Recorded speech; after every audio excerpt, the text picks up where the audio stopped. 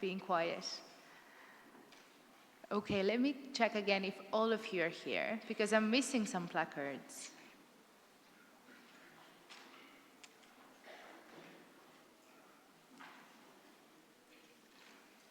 I'm missing one.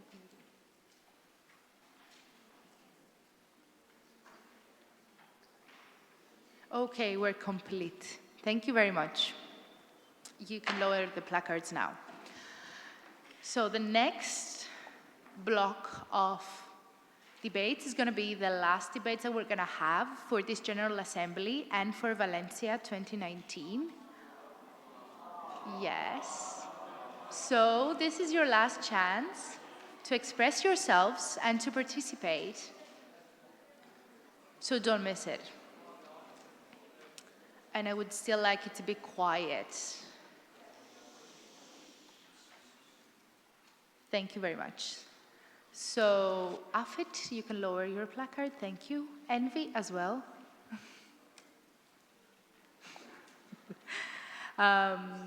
Moving on to the motion for a resolution by the Committee on Internal Market and Consumer Protection, IMCO.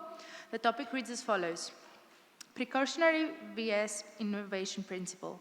With some businesses calling for Horizon Europe to move away from the precautionary principle to the innovation principle, how should the EU look to balance stimulating markets and scientific innovation while ensuring consumers' rights remain protected? Do we have a member from the proposing committee ready to hold your proposition speech? Yes, Simco, you're recognized.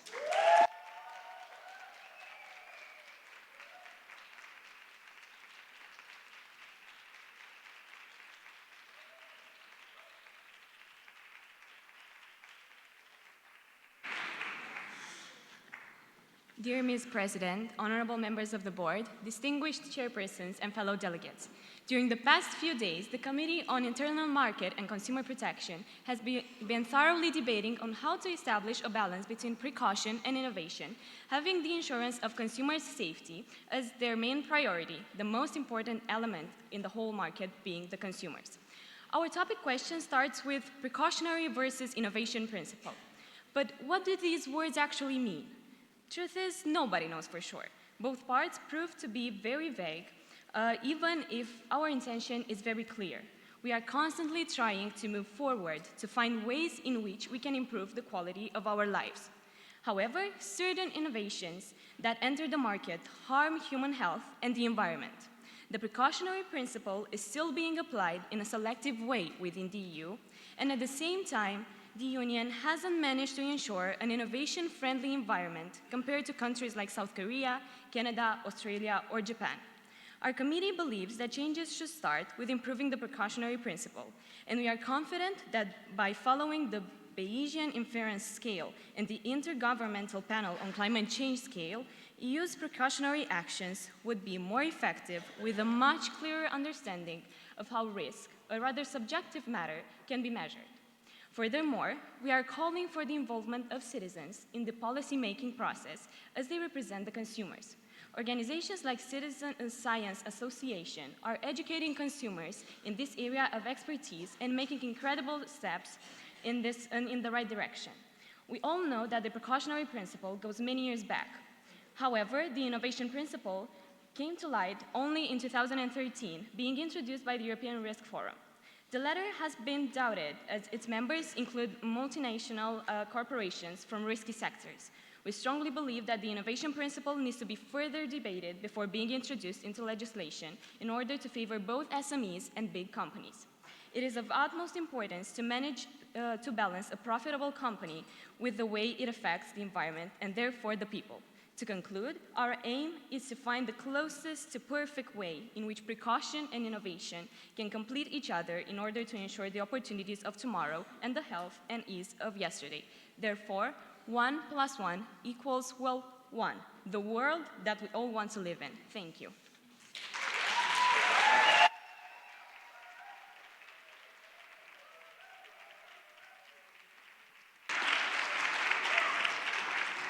Thank you very much, Joanna, for your speech. And I would now like to open the floor for position speeches.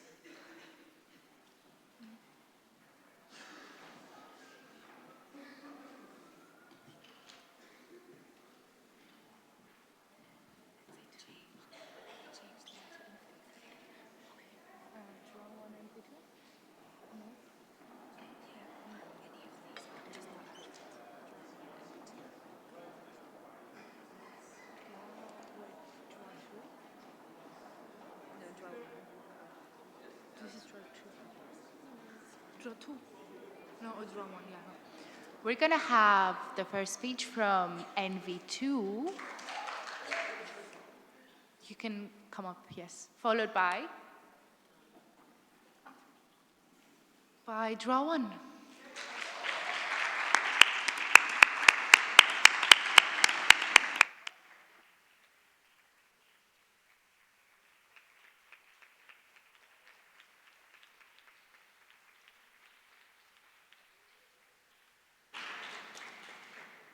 Dear honorable members of the board, distinguished guests, and fellow delegates, each time we young people are faced with a global problem, such as climate change, the green investment gap, or even antimicrobial resistance, we always hear that these issues can only be resolved by new and innovative solutions. However, new and innovative solutions in the past, such as fossil fuels to run our cars and airplanes, have today been proven as a source to some of the greatest threats to humanity. Most often, when tackling the issue of the precautionary versus innovation principle, you go either too far towards protecting consumers, which leads to the lack of innovation and development, or you go the other way, leading to consumers being left unprotected and human health worsened. Despite these difficulties, I would like to congratulate the IMCO committee on having very successfully managed to establish a middle ground. I would first like to draw your attention to the resolution's introductory clauses, which in a very balanced way touches upon all issues, including corporate lobbying influencing European law, the lack of incentives to improve unsafe riders with no legislation, as well as issues such as monopoly and economic interests that directly decrease citizens' well-being. This balance continues to echo throughout the committee's operative clauses, as they are ensuring that human and environmental well-being must be balanced with sound economic practices and that a clearer definition of innovation is needed, since innovation should, according to OC 15, consist of ideas capable of reaching the market, creating better jobs, making Europe more competitive, and improve human and environmental well-being. Because after all, when the money is gone, we are all that is left. While there are still some points that are in need of clarification, I have no doubt that the Assembly will engage in very fruitful debates and that all of our questions will be answered by the IMCO committee. Thank you.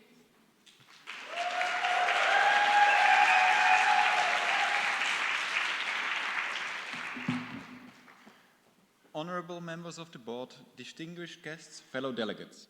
Albeit the resolution proposed by the Committee on the Internal Market and Consumer Protection has its mistakes, I do still commend it. Let me explain to you why. OC such as those numbered 6, 8 and 14 are sound ideas aimed at furthering scientific progress and directing towards those in need, and I deem it to be especially commendable that the OC 8 aims to improve cohesion between the educational and the business sector, potentially increasing the funding-dependent quantity as well as the marketable quality of innovations. Similarly, OC 14 appears to be desirable since it addresses research and patent hoarding. It would, however, be even better if it were to address the publish or perish problem created by the competition between individual researchers as well. Another candidate for the single precious amendment would be OC 4. Whilst regulations have to be continuously improved upon, I would advise against furthering the REACH regulations due to their already clearly criticized complexity. Due to that, and the slow progress of evaluation concerning the chemicals touched upon in those regulations, which do already number over 100,000, a number we wouldn't want to increase. Furthermore, I must make a remark that on the OC 12, whilst its goals are of utmost importance, and I'm very happy that IMCO decided to address this in a resolution, I believe that they could be achieved without raising significant short-term stress on our more controversial companies. I would propose to rather resolve this issue with financial and regulatory benefits for green companies. Should it be the case that the Committee on the Internal Market and Consumer Protection sees those minor problems as we do and decides to amend one of them, I implore all of you to vote for their resolution, which not only upholds European social values, but even does that whilst giving the free market room for innovation. Thank you for your attention.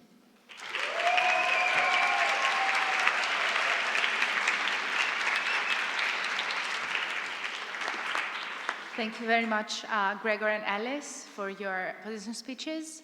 As we now move on to going back to the proposing committee, if you're ready to answer them in 1.5 minutes. Yes, you're recognized. Thank you for those speeches. Firstly, I want to thank you, NV2, for such a support that they showed to us. But I will start with draw one remarks. Well, first of all, I think that in our case, the sectors that you meant that they work separately and they are somehow, separated. We think that our resolution is all about merging those sectors. Like, we really insist on cooperation, and thus even including citizens in all of the processes, in some processes, because as we know, these matters of precaution and innovation principle, although vague, will touch all of us.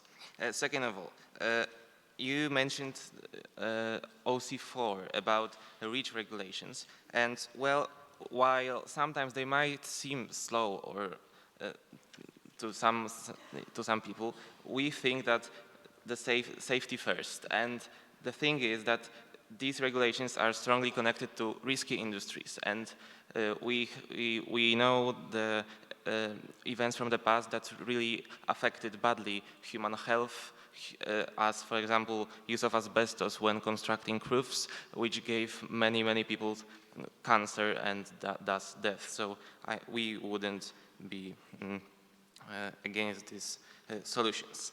And yeah, I would like to emphasize that all of our resolution is about finding balance, finding middle ground between the precaution and innovation, and we hope that we are open for any improvements, any points, any amendments, and yeah, I encourage everyone to vote in favor of our resolution. Thank you. Thank you very much, Yannick, for these clarifications. And now I'm opening the floor for the open debate. Don't move the placards around, I'm not able to see. Okay, we shall now have a point from ITRE 1. Thank you. In regards to OC12, we think it's also important to consider that there's a system in place already called the Cap and Trade Scheme, which gives companies tradable permits on their pollution. And it basically allows the companies to emit a certain amount of pollution, which if they go over, they face a fee. And otherwise, they can buy more from another company that hasn't gone over their limit. So this scheme obviously still has room for improvement, but we do think that there is potential in it due to the incentives it gives people to limit their pollution. Thank you. Thank you very much. As we will now have a point from DROIT 2, followed by NV1. Thank you for recognizing. My question was concerning OC number 2, where you propose to better involve the public in the policy-making process. My question was, how exactly do you see this process of public involvement, and don't you think that such an extensive step would only arise more conflicts regarding this issue, which is quite controversial in our society right now? Thank you. Thank you very much. As promised, we're going to NV1. Thank you for recognizing us. So regarding OC12, I believe that enforcing fines to companies who contribute in climate change would not be innovative enough to reduce greenhouse gas emissions. This is due to the fact that it would not reduce the CO2 emissions of the big and powerful companies that have enough purchasing power to afford paying the fines without having to modify their production system. Therefore, in order to stimulate market and scientific innovation, I suggest you call upon the European Commission to direct funding to entities such as EIT Climate KIC, which aim to innovate in the field of sustainable technology and encourage member states to invest in the implementation of their inventions. Thank you very much. Thank you very much, NV1.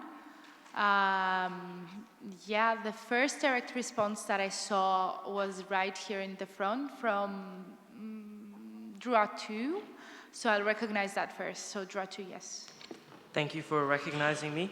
I completely agree, because there are many companies who are just not ready for that change. And as a European Union, we should support those countries. We shouldn't fine them. We should help them, not punish them.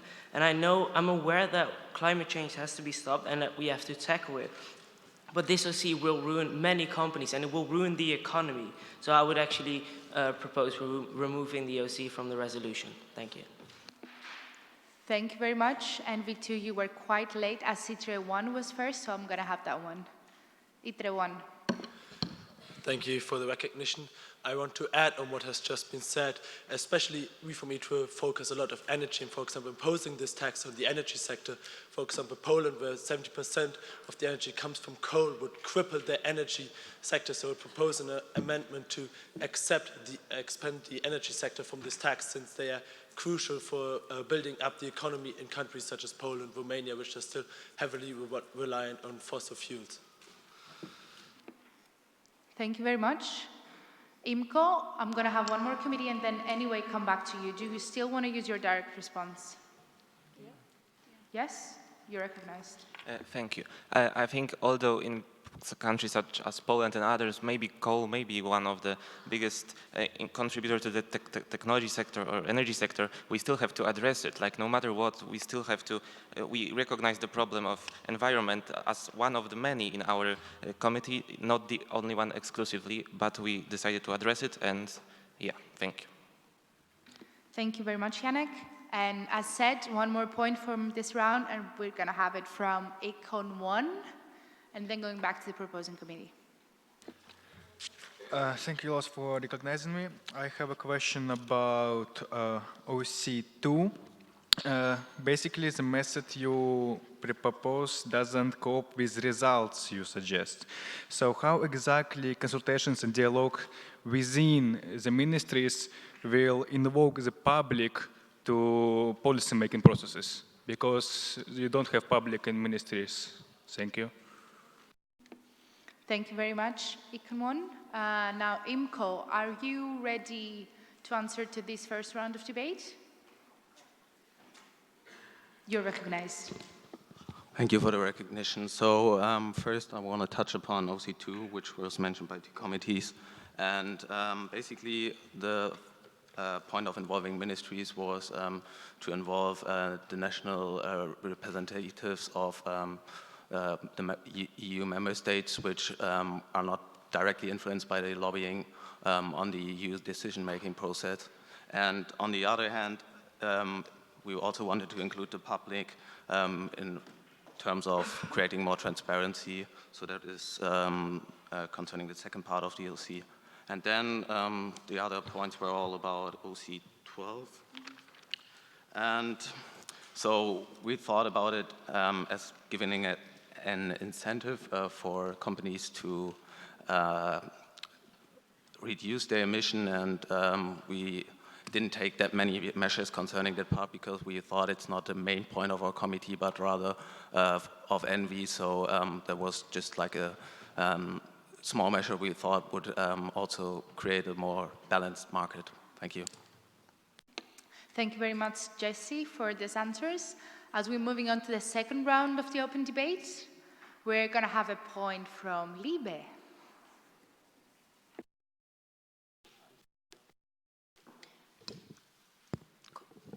If I could draw your attention to OC 11. So, the concerns with this OC for me personally are that it's, for one, contradictory to the fact you've mentioned in ICB. Thus, I do not understand the stance your committee takes upon whether human and environmental rights are over the business interests and how you want to proceed in today's assembly. As well as, when you say sound economic practices, what are those? And if you could enlighten today's General Assembly, that would be great. Thank you so much.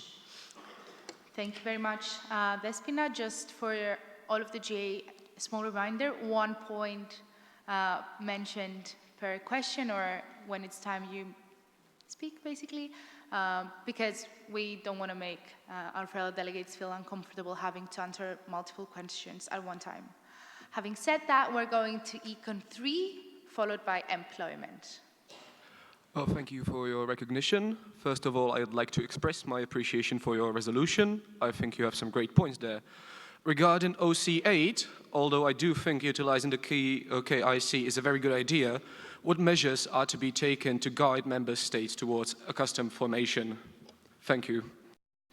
Thank you very much. Econ 3 and asset employment.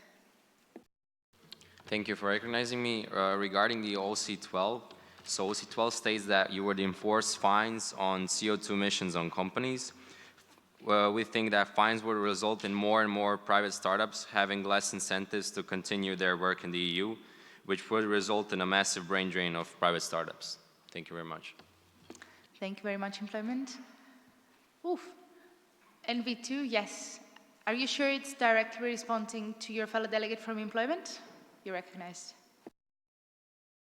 We think that instead of enforcing these fines and making the smaller companies or the newer companies get into a difficult situation, we should find the companies that refuse our help, as we should help them to get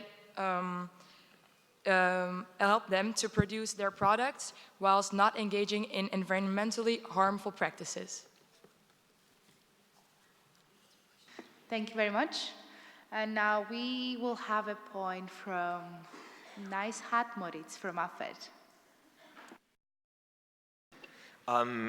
Thank you very much for the floor. I would like to address OC number 9, as it seems quite incomplete or rather contradictory. It states that member states, the European Commission and entrepreneurs should enhance their support of innovative entrepreneurs, but then concludes with the launch of a dialogue on the precautionary principle. Could you please explain or rather specify what do you mean by enhanced support? Thank you. Thank you very much. And we'll have 2 more points for this round of debate. First off will come from ITRE2, followed by INTA. Thank you for recognizing me. So I'd like to address OC6.b, as it states that one of the things that the patent pool that should be established is going to be paying the creator of a product in proportion to the positive impact the product has. How is the mentioned positive impact being measured? Thank you.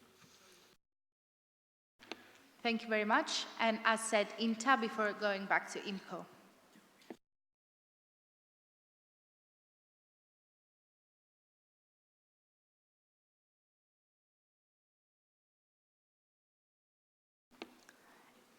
INTA?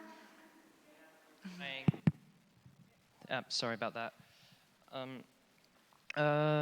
Regarding OC6, which calls upon the European Commission to establish a patent pool, wouldn't a patent pool on anything regarding medicine or other products have to be a global thing? And does the EU Commission really have the power to do something like that and also make sure that it still positively impacts the EU? Thank you. Thank you very much, INTA. And now, okay, that was close. But EMPL, yes, you will have your direct response. We would also like to add on OC6, specifically on point B, with keeping in mind that offsetting the costs of companies makes them profit less, so that will correlate to a lower quality in the final product. Thank you very much for clarifying that to us. And now, as promised, back to IMCO. Are you ready to answer this round of debate? Yes, you're recognized. Okay, thank you for your constructive points. In particular, in relation to OC11, what do sound economic practices mean? How can we reconcile the idea of the environment with the economy? This OC is a firm declaration of our stance. However, we are clarifying that we are not seeking to hinge the market, nor do we. However, we simply must reconsider our current direction and reorient the market towards prioritizing our lives and the fact that our lives are dependent on the environment in which we live. What I mean by sound economic practices are ones that push the market to be actively competitive, sustainable, dynamic, with companies pushed to locate in Europe where they're incentivized to earn profit, grow and improve. Then in relation to OC8, it would just be further enhancing the work of the EIT at present, as they're already actively seeking to implement the KICs. And then in relation to OC12, which proved particularly divisive, the fines that will be enforced will be in proportion to the damage caused by said company, and this will also, of course, be calculated in comparison to the size and means to account for more serious financial reprimands for larger companies to ensure that they have a legitimate impact. And then for OC9,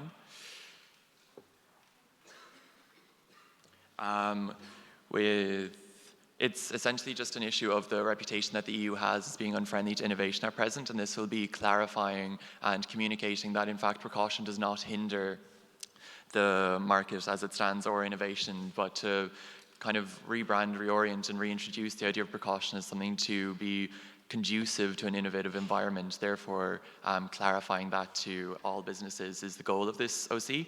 And then with OC6, finally, the idea of a patent pool in relation to the European Commission's powers. They have the resources, energy, and expertise to exercise this particular activity, and it will not correlate with the lower quality. The companies will be conducting their research independently, and then dependent on the amount of good, which would be a direct measure of the overall amount of people that it would say help and the severity of the need that it addresses. But it would not correlate lower quality, as we're merely offsetting the cost of their research after the fact, not as it is ongoing. Thank you. Thank you very much, Hugh. I'm quite certain that a lot of your questions are answered at this round. So, moving on to the third and last round for this open debate on the Committee on Consumer Protection and Internal Market, we shall have a point coming from ITRE 3, followed by your sister committee, ITRE 2. Thank you very much. I have no point on OC number 14, where you request to create a mandatory platform. So my question is, since the platform is mandatory and information should be shared on there, do you want to subsidize all the companies on there? And since it's mandatory, so like every company, can you please elaborate on that? Thank you very much. Thank you, ITRE 2. Going to ITRE 3, sorry, and going to ITRE 2 now.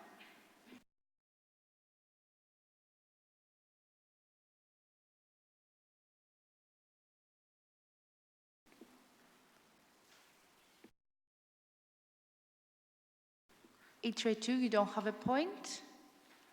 Okay, moving on to...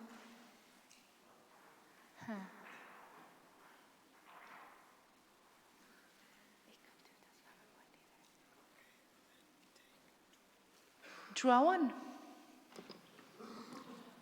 Thank you for the floor.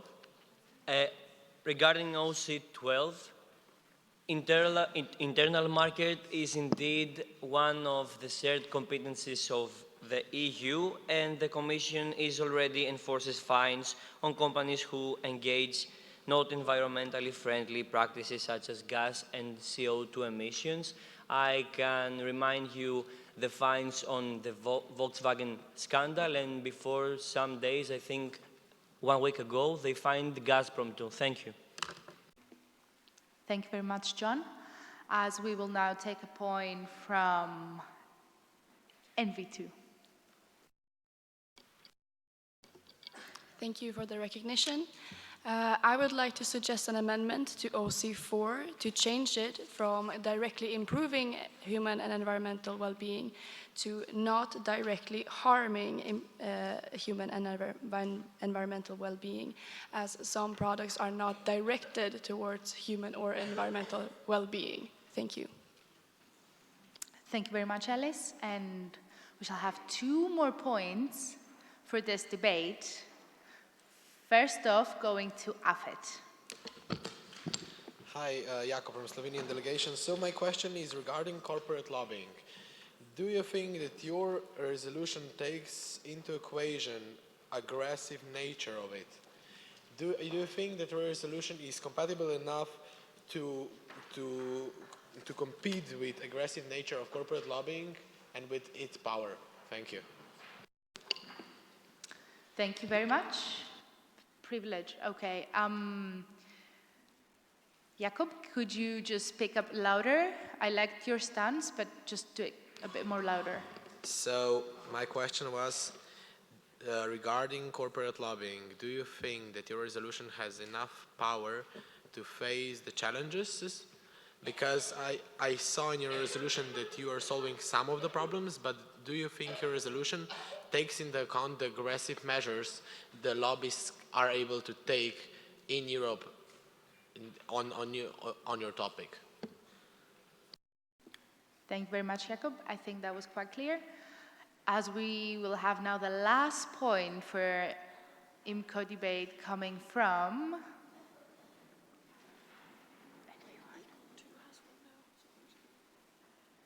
Ooh, welcome back, Econ 2.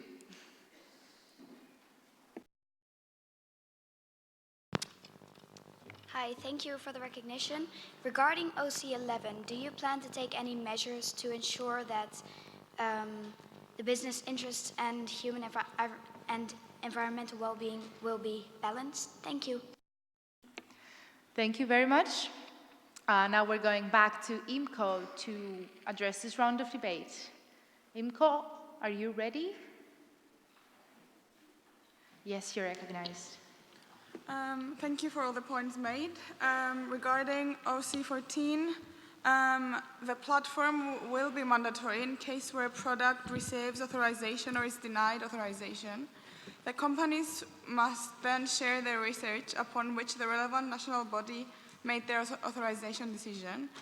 And this is the interest of the transparency and moving forward as an efficient market where businesses can learn from mistakes and grow from success. And subsidizing will essentially be a pool of money to support this platform and compensate companies for the research they're sharing. And it's required that they share their information, but this functions as an added incentive. Regarding OC4, again, we're clarifying that we're talking about the risky industries where there's a clear concern. And it would involve a common sense industry by industry approach. For example, the nanotechnology of novel foods, including GMOs, where there's inherently an increased risk for the product that can pose a legitimate threat to the human health and the environment. Regarding corporate lobbying, surely we can't ban lobbying, but we're trying to include everyone and improve transparency through our resolution. And regarding OC11, I think the question was on balancing the environmental and the innovation. And again, I wanted to point out that this resolution strives towards innovation through precaution. So yes, we do believe that we have achieved a balance. Thank you. Thank you very much, Marilena. I'll now give you a minute or two, keep it to a minute, to see if you have any amendments for your resolution, while the rest of you can contemplate and see what was said on this debate and maybe decide your stance. But before you decide, just wait, because we do have this summation speech coming up.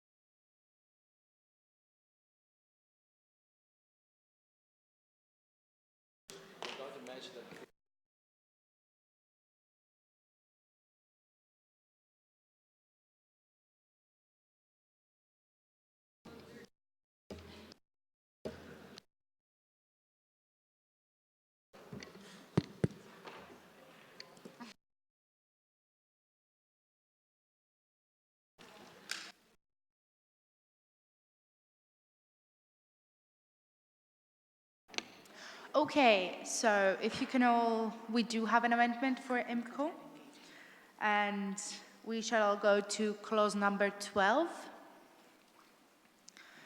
which reads as follows: recommends the European Commission to enforce fines on companies, and this is where we have an addition, in proportion to their means, and environmentally harmful practices such as waste production, CO2 emissions, alongside prioritizing businesses operating in the green economy. So we just add after on companies, fines on companies in proportion to their means. Can we have a member of the proposing committee for your summation speech? Yes, Simco, you're recognized.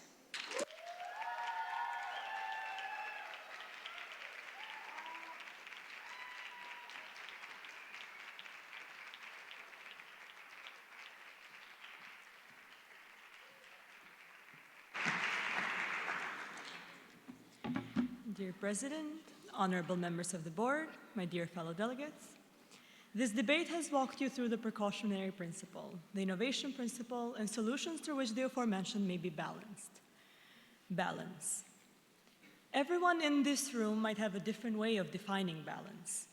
However, we all aim to reach balance at some point in our lives, whether it is balance between choosing the safest path or the riskiest one, or balance between being very cautious of every little action, or incautiously making decisions. Balance, a word which here means a situation where different elements are in the correct proportion between being precautious and adapting new ideas, being innovative. We all know what the market is, and no matter how you choose to define it, it refers to an interchange of ideas. The very concept of the latter on its own can require new ideas, change, development. And while it is true that the precautionary principle does not hinder innovation, it puts innovative ideas under the burden of having to be ensured safe. This hinders innovation. What this resolution offers is balance. Balance between the precautionary principle, whose functionality has been undermined due to it being vague and interpretive, and the innovation principle, which offers a pathway which, if followed, will lead to more innovative ideas entering the market. This resolution offers balance through ensuring safety to the largest extent scientifically possible, through creating dialogue and offering to raise communication, through offering to put an emphasis on entrepreneurs with the sole condition of having ideas that can be proven to not be detrimentally destructive to humanity. This resolution offers balance between precaution and innovation in the market, through making sure consumers and their ecosystem remain safe, yet are offered new advancements in all fields of life. Now, you are all sitting in a graceful conference room and closing a session which first started as an idea. It was innovative. It brought change. It was not ensured safe. Many things could go so wrong, yet we are all here because despite the fact that we are all precautious of our actions, we are constantly inventing, having faith in others' inventions, creating balance between risk management and creative faith. The innovation principle requires the latter to exist, but it also requires cohabiting with the precautionary principle for a market to be what we all seek for it to be: free, innovation-friendly, balanced. I am certain that I am standing in a room filled with minds capable of endless innovation. I am also certain that not many of those innovations will be completely safe. This resolution will give these innovative minds an opportunity of entering the market, being released into the horizon. And while it manages to tackle safety risks while emphasizing the importance of innovation, it has created balance. I truly hope you vote in favor of this resolution and that you have a balanced, safe sail back home. Thank you.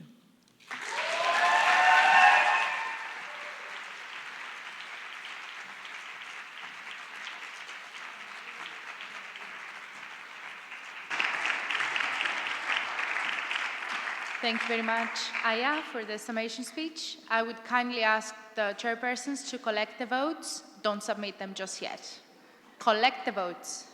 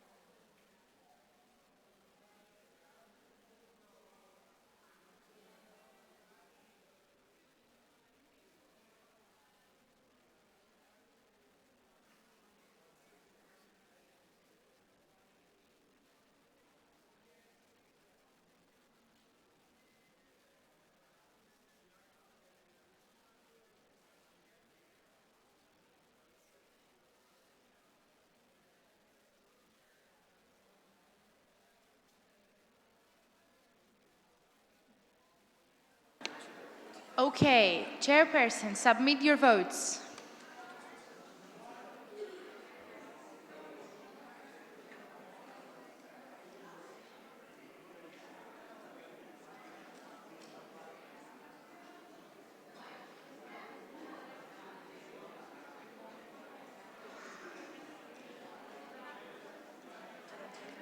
Can I have quiet, please?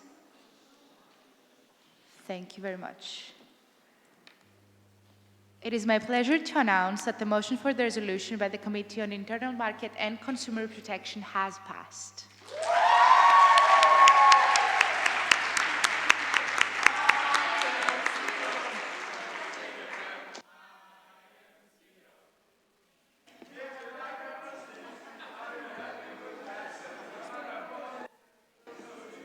Thank you very much. And we shall now move on to the next motion for the resolution, which is going to be, if we keep doing this, we're going to miss the coffee break. No, exactly.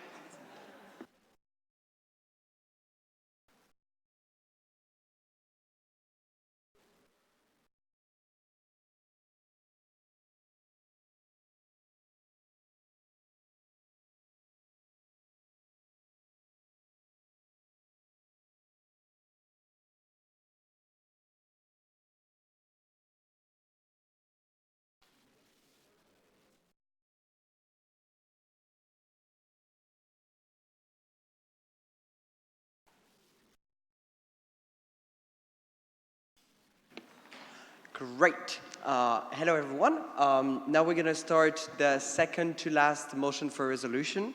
And it's going to be the motion for resolution by the Committee on Civil Liberties, Justice and Home Affairs. The topic reads as follows. It's my data, follow on from the Cambridge Analytica scandal exposing the extent of commercialization of personal data by technology giants such as Facebook.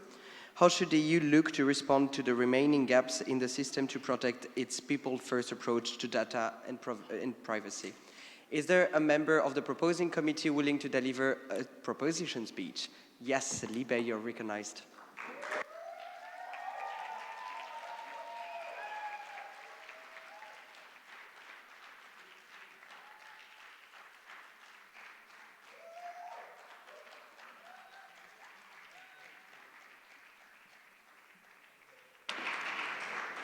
You have 2 minutes, and I'm going to tap the glass when you have 30 seconds. Honourable members of the board, fellow delegates. Upon the creation of the internet, previous generations were asked a question: to buy the product of the internet and pay for its services, or become the product of the internet? So now we stand here, in an age where your personal data is worth more than the most valuable resources on earth. It is imperative to the Libe Committee that you are given control of your own personal data, and that has been reflected in our resolution. If you give me a minute of your time, I will try to preemptively deal with some of the questions you might have. Data privacy legislation can go hand in hand with innovation and technological developments. Promoting GDPR-compliant tech, as seen in OCs 1, 2, and 3, will allow us to develop existing technology to further adapt it to ensure that full GDPR efficiency, as well as allowing the scope to create new, exciting big tech initiatives that will be forged entirely within the scope of the General Data Protection Regulation, also known as GDPR. Operative Clause 5 is a prime example of the user-first approach that we seek to implement. The workshops that will be held by data protection officers, which every public body or authority that deals with large-scale, regular or systematic monitoring of individuals each institution is mandated to have according to GDPR, are literally the experts on data protection. These workshops will empower citizens with the knowledge of what their rights are, when their rights are breached, and how to report any infringements on their rights. It does so without restricting those who seek to fairly and ethically process data in the pursuit of a better world. Furthermore, on the quest to try arm citizens of Europe with knowledge, we believe that an effective method of helping people to truly understand privacy statements, terms and conditions, and any other documents is to supplement these often long and confusing documents with a standardized and easily recognizable symbol system, as mentioned in OC7. But this cannot be a one-sided discussion. We must engage in dialogue with big tech companies to ensure that every voice is heard and that effective consensus can be met. This will also encourage big tech to fully implement GDPR, as we'll no longer feel disenfranchised in the discussion. GDPR is still in its infancy. It poses many challenges on the institutions, companies, and member states that are trying to implement it. Quite a few are falling behind in the race to become GDPR compliant. We want to figure out why this is the case. Therefore, we propose in Operative Clause 10, the Commission launch a consultation progress to help get the answers to these questions and to fast-track EU-wide GDPR compliance. After the consultation process is concluded and sufficient time has been given to act upon any and all recommendations issued, a top-to-bottom sweeping investigation should be launched by the Commission, as mentioned in OC7, to figure out what remains to be non-compliant, and then we can engage in the quite necessary punitive measures if that is so required. GDPR did not appear out of thin air. It went through a painstaking long legislative process and numerous debates before it arrived at the final product we have today. We seek to implement the necessary changes to ensure this regulation can be used as a vehicle to deliver the goals that were dreamt about in the construction of GDPR. Can you please conclude? Thank you for your time, and I look forward to a fruitful and constructive debate. Please pass our resolution.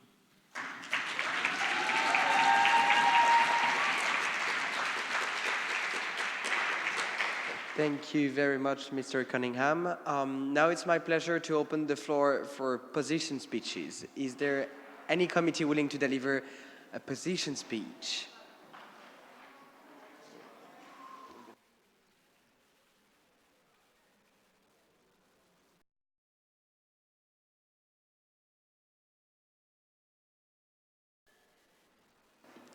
So I'm going to take one speech from the Committee on Environment, Public Health and Food Safety 2, and one from the Committee on Industry, Research and Energy.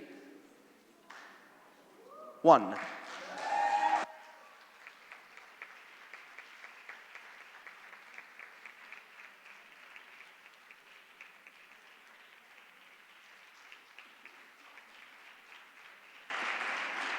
We are going to have ITRE 1 speech, followed by NV2.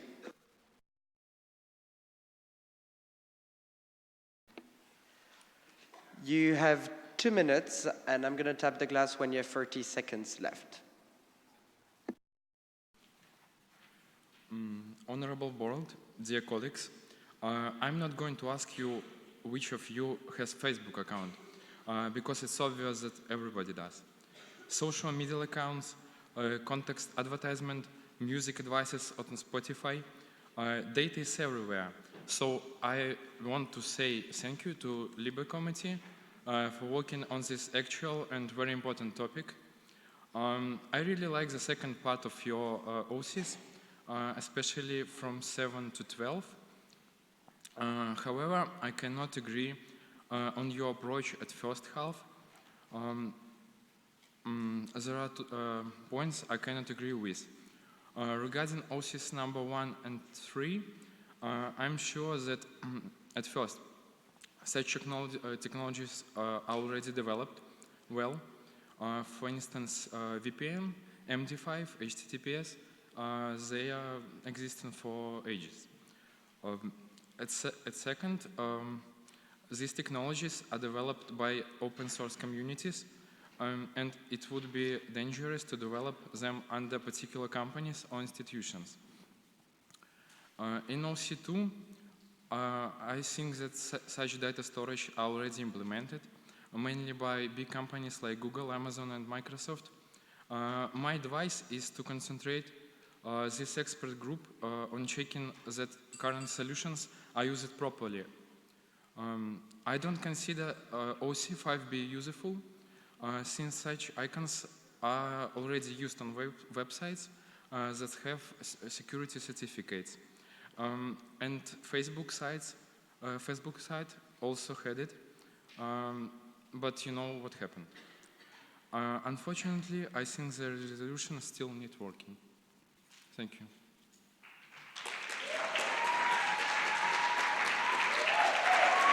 Thank you very much, Konstantin. And now we're going to have the speech from NV2. NV2, you have 2 minutes, and I'm going to tap the glass when you have 30 seconds. Good afternoon, everyone. My name is Becca, and I'm from the Committee on the Environment, Public Health, and Food Safety, too. Now I'm hereby to congratulate Committee on the Civil Liberties, Justice, and Home Affairs for their resolution on which they were working so hard. And from my point of view, data privacy is very important problem nowadays. When we're talking about the data safety, we have to consider the different details. Firstly, you have to take into the consideration that this is a thing which is in your daily life. You're using Facebook, Instagram, Snapchat, and other social media regularly, and you can't rely that meanwhile you're not safe. Yes, it's pretty hard to believe, but unfortunately that's true. It should be highlighted that every day 2.5 quintillion bytes are created and stored every day. At this time, following on from the Cambridge Analytica scandal exploding the extent of commercialization of personal data by technology giants such as Facebook, how should the EU look to respond to the remaining gaps in the system to protect its people first, approach the data privacy? Since I first took a look of their resolution, I've noticed that it was supplied with a great number of facts, and moreover, I saw the satisfying OCs written by them. In one of their OCs, they urged the European Commission to launch an investigation to check the level of implementation of GDPR across member states starting in 2021, and this is going to be a step forward in this field. All the issues pertaining, it is essential to appreciate the work done by the Committee on the Civil Liberties, Justice and Home Affairs. This is an active problem, and this committee is suggesting us good steps to make forward, so I firmly believe that this resolution of the said committee will pass if you people are not against of having secure data. Thank you.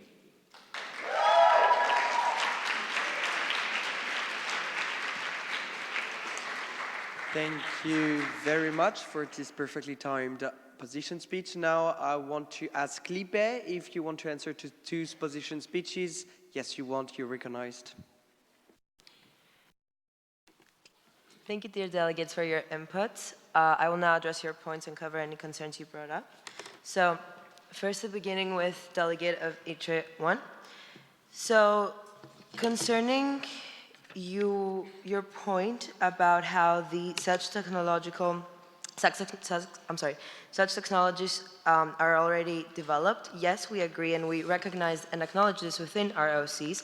What we are suggesting is that even though they are developed, they're not implemented or they're not as widespreadly implemented, and that is what we need to do, and that is what we're aiming for, as implementing these even further and giving incentives to companies or nations will be very helpful in the protection of personal data of users. Secondly, about the icons, even though they do exist, they're not, they exist, but their use is not widespread. For example, you mentioned Facebook, which is correct. However, other companies, as we know, do not use them. And even if they do use them, they're not recognizable by most users. So I believe that's most of the points you made. And then on NV2 delegate, thank you very much for helping us spread the point of the resolution and acknowledging the our efforts, and especially with clause number 7. Thank you. Thank you very much, Despina, for your answer. Now we're going to open the open debate. I can already tell you that we're going to have only 3 rounds of open debate, and we're going to start with the Committee on Industry, Research and Energy, the second. ITRE 2, you're recognized. Thank you for recognizing me. So, you have mentioned few steps which are aimed at raising awareness at the data privacy issue. But in my point of view, workshops and general informing aren't enough. It isn't enough because it leaves without protection children and seniors, the most vulnerable part of society. I suggest you to create detailed instructions on how to protect personal data for seniors, users, and for children. This instruction can be promoted through radio or TV. Thank you. Thank you very much, Maria. Now I'm going to take a point from the Committee on International Trade. Inta, you're recognized. Thank you for recognition. I want to direct a question to first OC. So the Cambridge Analytica scandal was a proof that showed the power of data. It did not only hurt the citizens' privacy, also created the need for governments to take action on data usage. Thank you for your resolution. You included the power of technology, but how you use power is also important. Storing the private key safely is a problem in the cryptography or cryptographic hashing, but I cannot see a solution for that. There are cases like Bitcoins get stolen because the private keys got stolen, and imagine that it happens to privacy and personal data. For this important and crucial key that should be stored independently, do you have any plans? Thank you. Thank you very much, Inta. Now we're going to take the two next points from ITRE 3 and from DRA 2.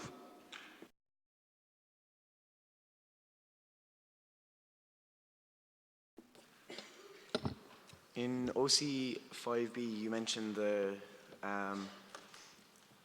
or OC 5A, you mentioned the informing more users about their GDPR rights. Can you clarify how you will inform the users? And as there's already campaigns addressing the users, why do you believe users will be more successful? Thank you, ITRE. And now, as promised, we're going to go up to the front to DRA 2. DRA 2, you're recognized. The honorable members of the board, thank you for recognizing. I have concern on the first OC where you urge the European Research Council to allocate funding to institutions such as companies and research organizations dedicated to their research. I suggest you to change it with urge the European research to make open tender and then allocate funding to the winner companies and research organizations. Thank you for listening.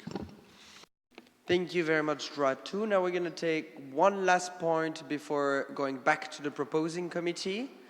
And this last point is going to come from the Committee on Economic and Monetary Affairs 2. Econ 2, you're recognized.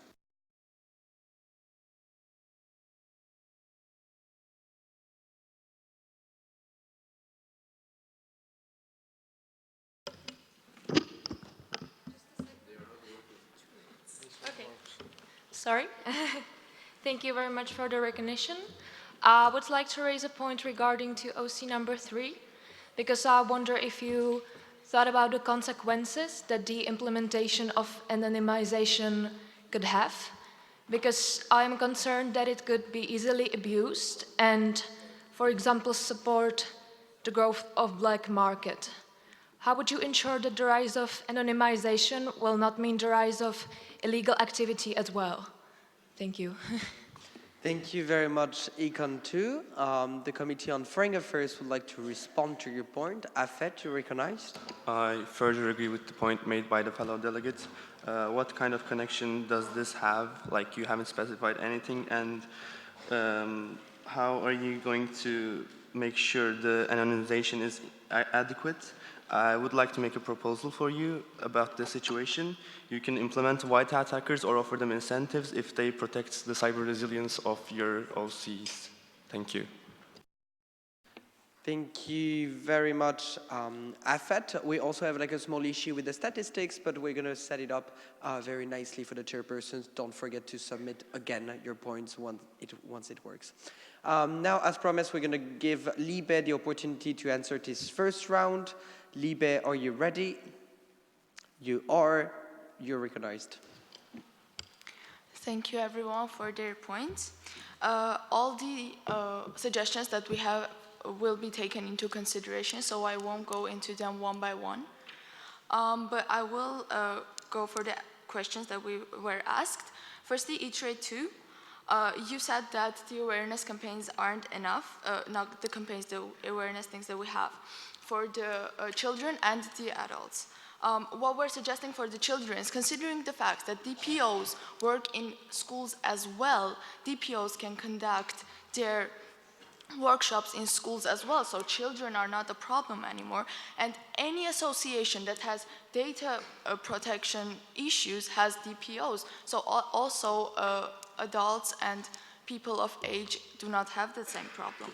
When coming to INTA, you're talking about research.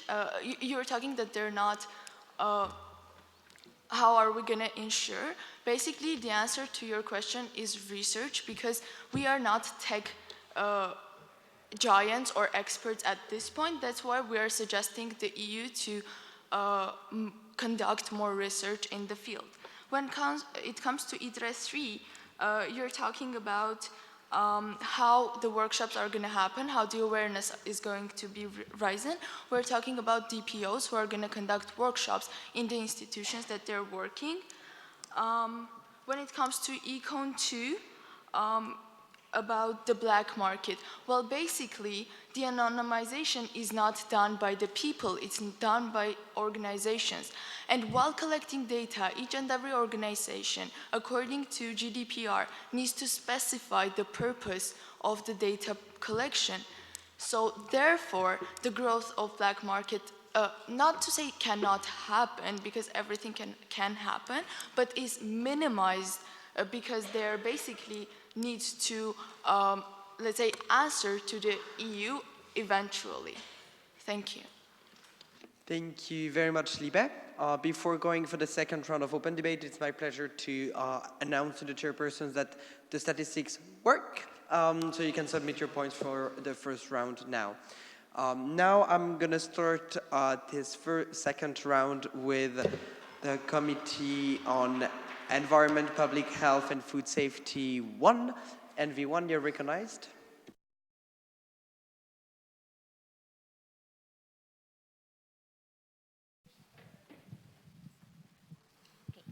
Thank you. So about OC number 12, the thing is that for the past 1 year and a few months, ever since the GDPR has been implemented, a lot of companies have been hacked, and those respective hackers have asked in return for some ransom.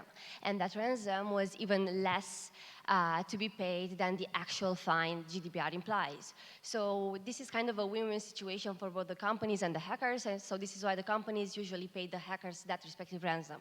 So by actually increasing the fines, you are not protecting the people that are involved in GDPR. So the question is how exactly you're going to manage to do that, because OC number 12 is not correlated with your motion and your proposition. Thank you. Thank you very much, NV1. The proposing committee would like to directly respond to your point. Libe, you're recognized. Hi. So, upon further inspection of OC12, you'll actually realize we're not calling for an increase in fines. We're just saying that the fines should be looked at to see if they are working, because obviously, as was mentioned, it is we're kind of going through a teething process at the moment in terms of GDPR. We're seeing how it's working. Enforcement actions are very prudent at the moment because you don't want to just fine everyone and anyone. The point that was mentioned about hackers, also in by the same committee, I'm not quite sure on the truth of that, but if a company is breached by a hacker and there's not sufficient security systems in place, GDPR will sanction them again. So it's not win-win, it's lose-lose if you get hacked twice. Thank you. Thanks, Luke. Draw one would like to directly respond to the direct response. Draw one, you're recognized.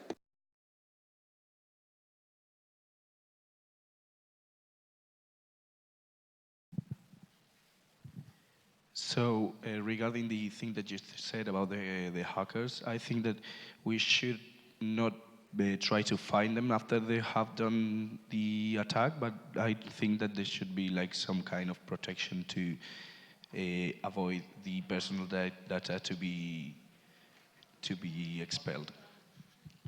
Thank you very much, Ibai. Now we're going to move to a point from the Committee on Economic and Monetary Affairs 1. Econ 1, you're recognized. Yes, thank you for your recognition. So first of all, I want to congratulate the committee on their resolution. This is a very technical topic, and they did a great job. But I do have one question. In ICF, they rightfully state that only 13% of Europeans are aware of their rights under GDPR. And I would like to hear from the Libe Committee how they want to tackle this issue. Thank you.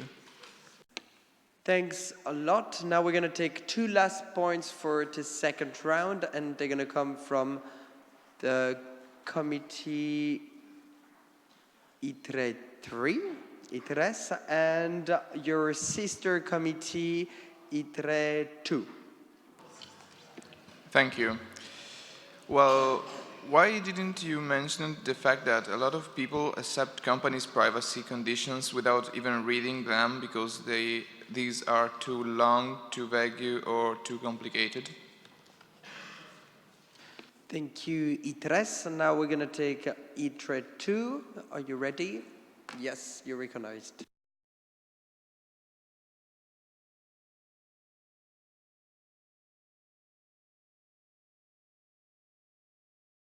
Does ITRE 2 want a point, actually? Nope. So we're not going to recognize ITRE 2, and instead we're going to take a point from NV1. You're recognized.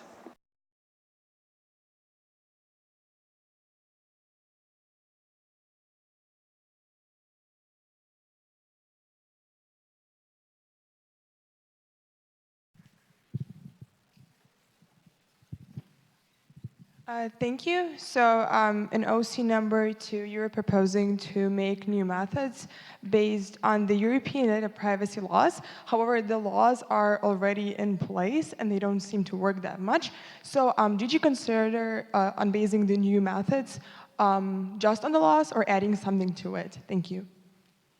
Thank you very much, NV1. Now, as promised, we're going to go back to Libe. Libe, you're ready to answer the second round. You are recognized.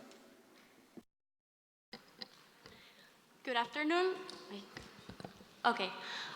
Thank you for your constructive points. We're taking everything into account. First of all, referring to what MB said, that was already mostly answered by a direct response. But what I wanted to say is that this topic is not talking about hackers, it's more about how companies deal with the data of their users. Okay, so it's not about cybersecurity, but well, that was already answered. Then, about what Econ 1 said, that how we were raising awareness, as you can see in the resolution, we have the DPOs who will lead workshops, but it's not, well, DPOs are present in schools, are present in adult centers. It's not really, like, it's really extensive. So we think that awareness is already covered. Then, to what ITRE 3 said about the laws that were too complicated, I mean, they are laws. Laws are extends, they may seem complicated because there are some technicisms, and if there weren't like that, there could be more legal loopholes than already there now. So what we propose is the symbol system where people who feel too lazy to read it or do not understand can use the symbols and can be guided and understand better the laws, in addition to the DPOs and all the information that we want to give to the users. And to end with the point that MB1 said, referring to the point 2. The thing is that the most currently data storage and processing methods were present and were in place before the GDPR was published. Then we strongly believe that change and adapt has to be made in order to be compliant with the GDPR. We believe that there's a lot of space to improve it and to be more compliant, and in that way we could protect people's rights and enable development. Thank you very much. Thank you very much, Mireia. Now we're going to open the last round of open debate for the Libe motion for resolution. And the first point is going to go for the Committee on Economic and Monetary Affairs 3. Econ 3, you're recognized. So regarding OC number 5, wouldn't it be better for the DPOs to organize webinars instead of workshops in order to engage larger audiences, maybe? Thank you. Thank you very much, Econ 3. Now we're going to take a point from IMCO. IMCO, you're recognized. Thank you. To ignore the fact that big companies have this duty as they manage data is short-sighted. The duty to protect people's data from cyber attacks, particularly in relation to anonymization and pseudonymization. If the key itself is hacked, then all big data is available for use by cyber terrorists and cybercrime and theft. And to ignore this is, again, grossly negligent, as it is a central part of a people-first approach to management of data. Thank you. Thank you very much, IMCO. Now we're going to take the next point from the Committee on Foreign Affairs. Afet, you're recognized. Thank you. Jakob from Slovenian delegation. So, your resolution does a fine job on protecting data of EU citizens. But my concern is that if you are putting in place so many measures, I think that you should also consider how much comfort brings, for example, Google's knowledge about us to the table. For example, I'm from Slovenia, as I mentioned, and always when I type RTV in my Google search, which is Slovenian National Television, I get my first result is always Slovenian. And even though I know there is a lot of RTVs around the world. So if you have ever used VPN or any privacy browser, you know that, because it's very hard to find the thing you want. There's so much thing on the internet, so Google knowledge about us brings a lot to the table. So I would like to ask the proposing committee, why didn't you establish any framework for the people that actually like that? Why your resolution doesn't offer to me as an EU citizen a choice that I give up my privacy in favor of comfort? Thank you. Thank you very much, Afet. We're going to take a last point for this round of open debate. We are completely aware that we have little points this time, so if you did not get recognized, it's also to balance the participation of all committees. The last point is going to go on my right side of the room, and it's going to go to the back to NV2. You're recognized. Thank you for recognizing us. In OC3, you suggest we provide incentives for the transition towards anonymization. What kind of incentives do you want to provide? Thank you. Thank you very much, NV2. And now, as promised, we're going to offer the opportunity to Libe to answer this last round of open debate and already start thinking about an amendment on the resolution if needed. Libe, are you ready to answer this last round? It looks like you are. You're recognized. Yes, hello. Thank you all for your points. We appreciate them. Based on Econ 3's point about the webinars and how the DPOs could conduct them, that is completely true, and we agree with you, and that's why we use the word workshops. So any DPO in any institution could have their own kind of workshops, workshops, whether it be a webinar or in person or to a large mass of people, however they choose is best. And next on to the point by IMCO, we agree cybersecurity is important, and that is why we have many OCs in place to protect data, and which is why we are further asking for the European Commission and other entities to provide funding to go deeper and create better technology that will better serve the different companies within the internet so that they can better protect our data. And for the point about, or from AFET about comfort, we strived for that, and we thought about that point a lot during committee work, about how we don't want to sacrifice commodity and comfort on the internet to get some privacy. So we believe that in all cases, whenever you sign up for example, Google, they just have to let us know, right? With most of these clauses, that we aren't telling Google that they can't do all of this stuff to make our lives on the internet more comfortable. We're just saying that they have to let us know, and if there's a breach, then they have to let us know, and we need to be aware of when breaches happen and what is happening with our data, which is incredibly valuable on the internet in these days. And the point by NV1 about our clause 3, asking about the incentives that we would provide. As the OC says, we urge the EDPB to support the development of partnerships as an incentive. So to answer that question, the partnership with the EU tech research institutes and the audience would be the incentive to cooperate. Thank you all for your points. Thank you very much, Libe. While Libe will think of an amendment and submit it in the next minute, I'm just gonna ask, I don't know if it's Ample or Econ 3 to stop behaving like you're in a bar and discussing super loud. Thank you.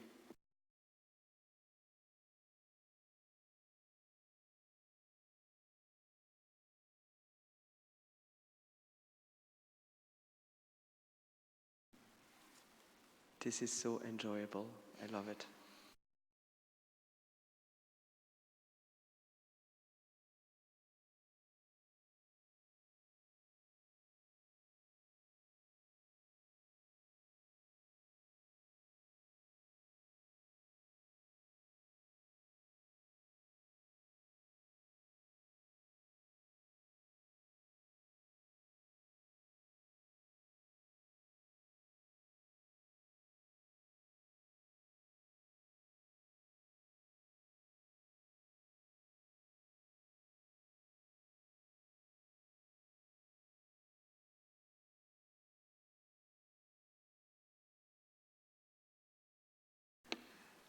Great. So I have the pleasure to announce that the Libe committee submitted an amendment on the OC5.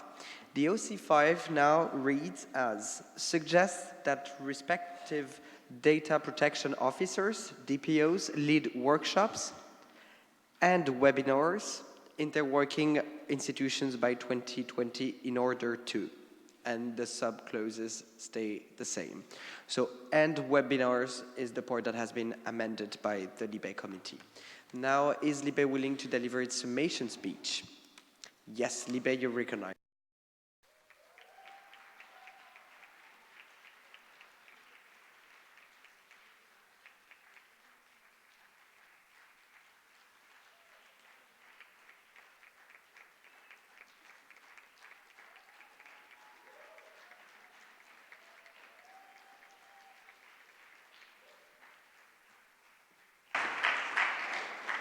You have 3 minutes, and I'm going to tap the glass when you have 30 seconds left. Yes. Thank you. Oh. Yes, I'm here. Madam President, Mr. Vice President, honorable members of the board, fellow delegates. I'd like to begin with introducing, as have been already mentioned, our amendment, which is to include also webinars, not only other types of economical preparation, because as we are literally talking about people using online services daily and to do anything possible, we believe that online approach would be the also very good way to get to people and to bring them the information, and we thank you for your proposed amendment. The other thing I'd like to begin with by mentioning that GDPR is it aims to regulate the collection and processing of data, and more specifically personal data of individuals, and big data used for researching. It is not the criminal code of punishment aimed to fine hackers or anything. It's basic and most, and its biggest aim is to help people save their own personal data and to protect them from big companies abusing that data. And our mentioned before punishments are to punish the companies that mine and abuse the personal data. But aside of these clarifications, I'd like to ask you, and I'm not even going to ask for a show of hands, how many of you use internet, Netflix, Facebook, Google, Spotify, anything? And now I'd like to actually see the hands of people that have at least once in their life, when creating an account on Netflix, Spotify, or Facebook, opened the files of terms and agreements, read it fully from the end till the beginning. How many people have read the terms and conditions? This is genuinely an impressive amount of people, and I'm truly impressed and proud of all of you, because this gathering of people that we have is way more enlightened audience than the majority of the world and the majority of European Union. The situation in the real life is way further from pleasing. All of you who have clicked the rest of you who have clicked the I read and agree to terms and conditions button without actually reading it and going deeply into it have no idea what kind of legal document you have officially just signed.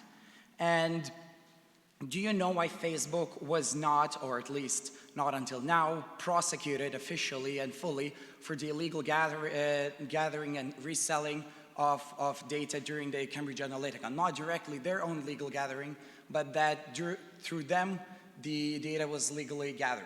Because technically and fully going into legal terms, everything was sort of legal. It was said in the terms and conditions that Facebook may use your data for further research and analysis, etc., etc.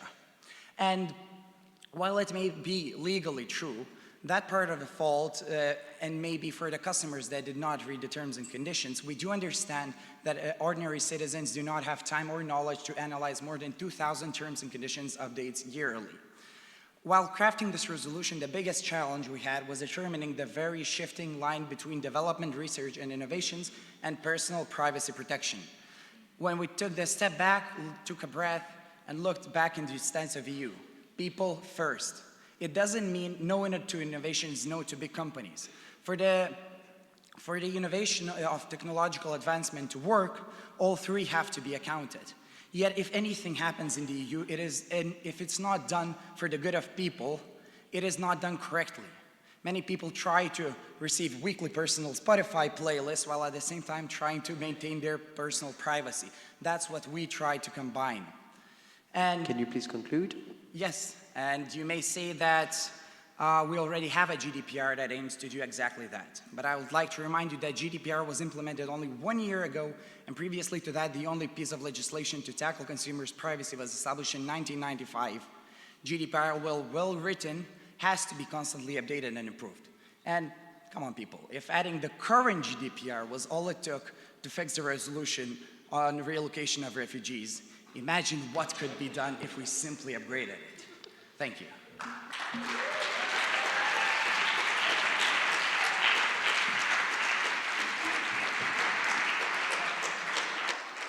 Thank you very much, Dominikas. Now I'm going to ask the chairs to collect the votes and to submit your vote as soon as it's collected.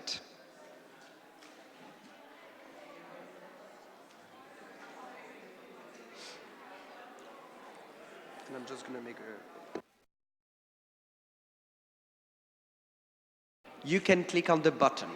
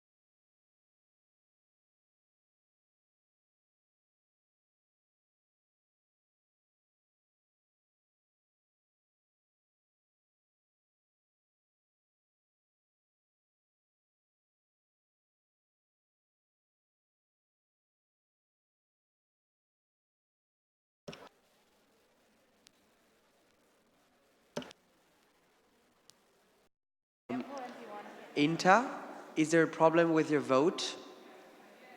Are the blues reds? Okay, can you resubmit? We're going to delete this one.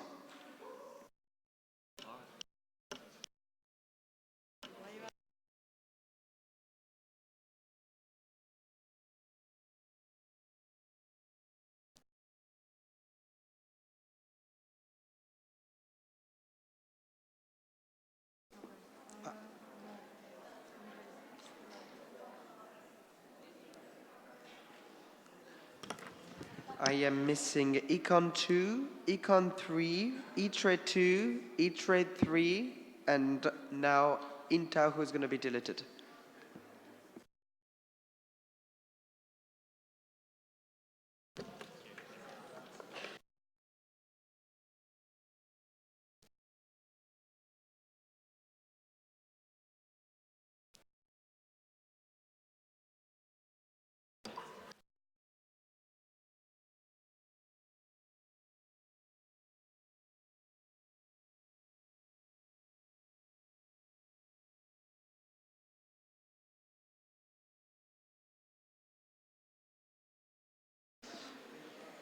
Good. While I will remind E-Trade 3 to submit your vote, in the meantime, I think it's quite clear that I can already announce that the motion for resolution by the Committee on Civil Liberties, Justice and Home Affairs has passed. Congratulations, Libe.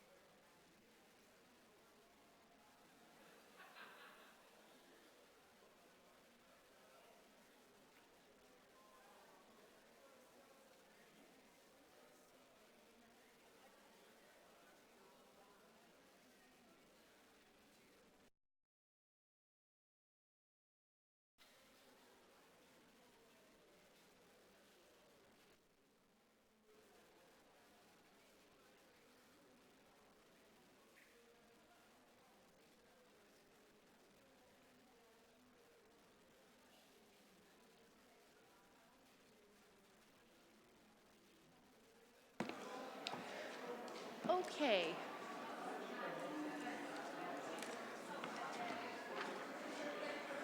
We have way too many committees. Yes, there is an internet log. We will fix it. Point is, Libe passed.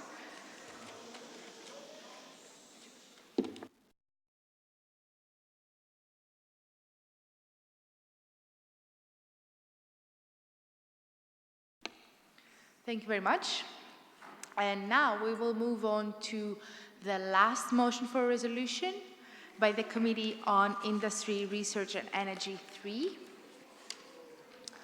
So what I would kindly ask you is for the sake of your fellow delegates in ITRE 3 to be quiet and please focus on the debate because this is going to be the last debate for Valencia 2019.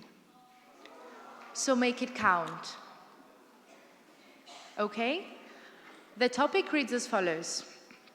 The digital mind, as the application of artificial intelligence, AI, for neuroscience continues to be explored, concerns still remain on the implications for privacy, liability, consent, agency, identity, augmentation, and bias. How should the EU look to develop ethical guidelines into policy to address the possible human rights implications of such technological developments? Do we have a member of ITRE 3 ready for your proposition speech? Yes, you're recognized.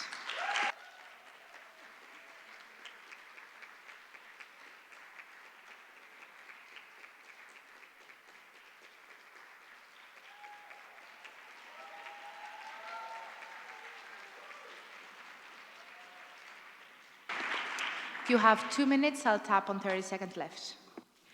Dear members of the board, fellow delegates and guests, Just 10 years ago, we dreamed of microchips connected to our brain, flying autopilot machines, and autonomous robots with which we can share candid secrets, accepting support from him like from a real good friend. And now this future is already here. To begin to address this deficit in our resolution, we lay out recommendations relating on 4 areas of concern: privacy and consent, agency and identity, augmentation, and bias. Legal scholar Sean Byers had shown that anyone can confer legal personhood on a computer system by putting it in control of a limited liability, be able to own property, sue hire lawyers, and enjoy freedom of speech and other protections under the law. In our view, human rights and dignity would suffer as a result. Granting human rights to a computer would degrade human dignity. For instance, when Saudi Arabia granted citizenship to a robot called Sophia, women, including feminist scholars, objected, noting that the robot was given more rights than men Saudi women have.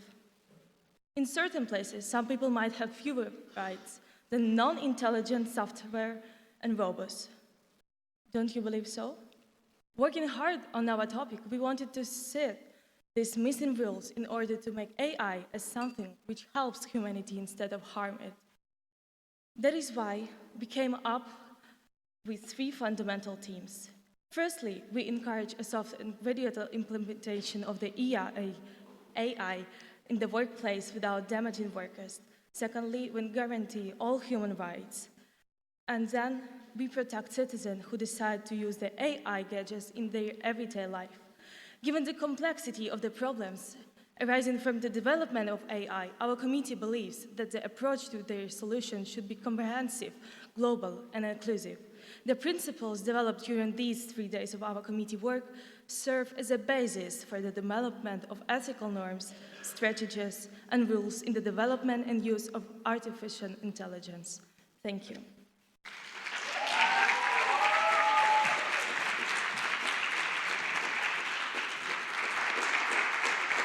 Thank you very much for the speech. Now I'm opening the floor for position speeches. The last of the day.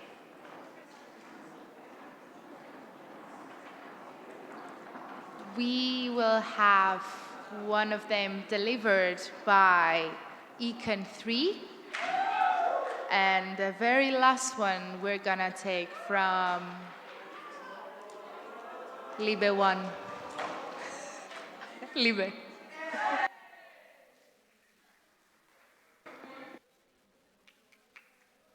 You can come up. Econ 3 and Libe.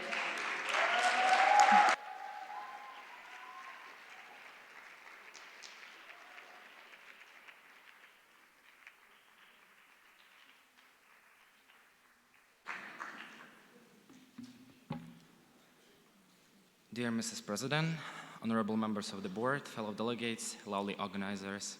First of all, congratulations to the Committee on Industry, Research and Energy 3 that made groundbreaking efforts to define and tackle the issues related to the AI. We highly appreciate your work. Furthermore, we agree that artificial intelligence poses new risks for human rights as diverse as non-discrimination, privacy, security, freedom of expression, freedom of association, and access to public services. Despite our committee being grateful for your work, we do not consider your resolution to be comprehensive, nor can it effectively address both short-term and long-term effects of the AI. Econ 3 believes that your resolution is more focused on the long-term effects of the AI on human rights. However, the effects of the AI can already be seen nowadays. Recognizing the fact that robotics and machine learning have improved productivity and enhanced the economies of many nations, we strongly believe that one of the most crucial human rights might be at risk. It is the right to work. Indeed, according to the Universal Declaration of Human Rights, every person has the right to work and to protection against unemployment. In fact, the recent Bruegel analysis found that 54% of EU jobs are at risk of digitalization, and by 2030, up to 375 million workers worldwide could be affected by the AI technologies. Though you have mentioned these issues and provided OCs, we believe that they do not solve the grievous threat. We believe that the process of implementation of the AI in the production process should be monitored and regulated with the aim of preventing a massive and simultaneous layoff of employees. Another proposed solution would be to apply to the European Trade Union Confederation, which is the most powerful body that has the competence to influence employers. Analyzing your ICs, we found out that some of them do not fully comply with the topic. The rhetoric focused on the increasing funding is seen in many OCs and does not seem to be that effective to tackle that problems. Furthermore, we are confused by the last point about the shared responsibility. It is one of the strongest points. However, just emphasizing its importance does not entail any active action. The action should be taken to tackle the most relevant issues first, with the view of addressing the long-term effects. We hope for fruitful debates and cooperation. Thank you for your attention.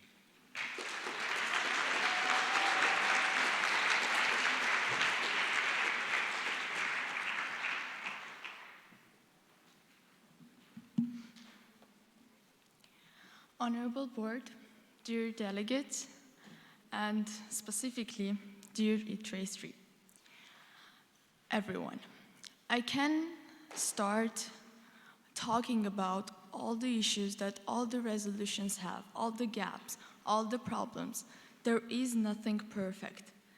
But what I think about is that it is very, very important to put very, very firm appreciation points on the places where it needs to be.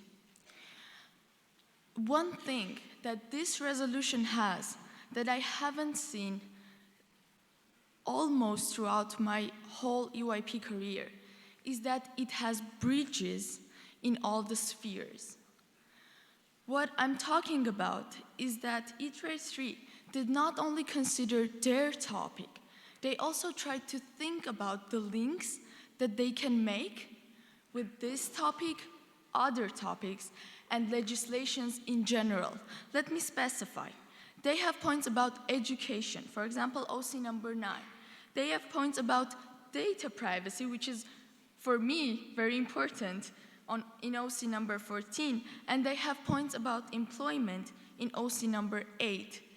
For me, in EYP, it is very, very important to make links so that all the works that we do actually makes sense when we implement it. Thank you very much.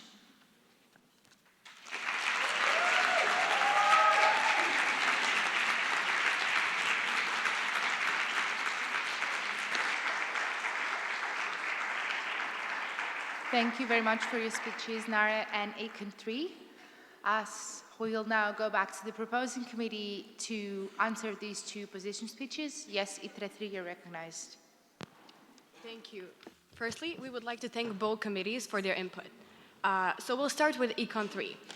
So you have mentioned that the right to workplace will be lost. So firstly, the workplace is ever changing. It has changed throughout history and it will continue to change. Gradually, jobs that are dangerous for humans will be taken over by machines. And jobs done by humans will be more safe and will take up less time, giving more time for healthy activities and a healthier life. Our 9th OC mentions the unemployment problem. Increasing funds means more development for AI, and that was your second point. So by providing more funds, we would develop a better AI and therefore develop security. So now we would like to thank Libe for their open-minded approach to our topic.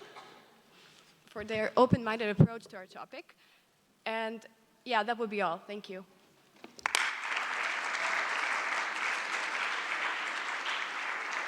Thank you very much, Iman, for your clarifications.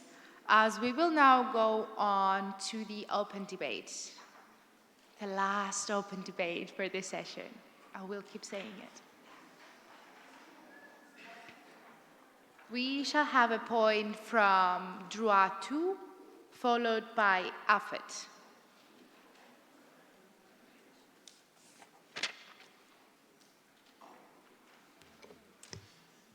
Thanks for recognizing me, and thank you. I'd like to thank the Committee on Industry, Research and Energy 3 for their hard work and for suggesting such creative OCs.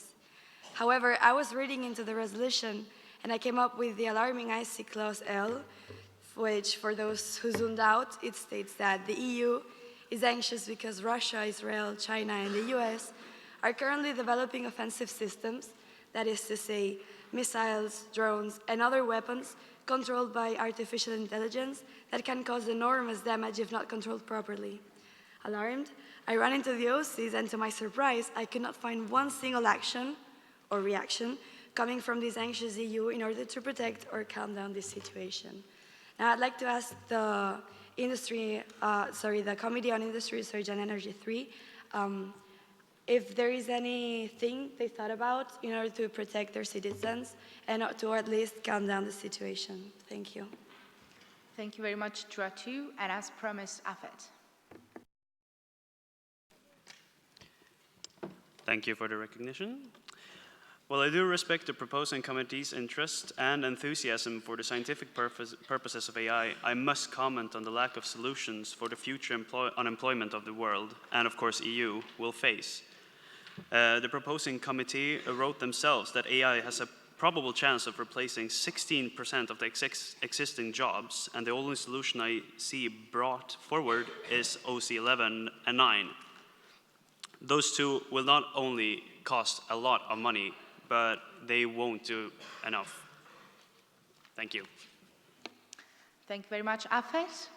Now we will have a point from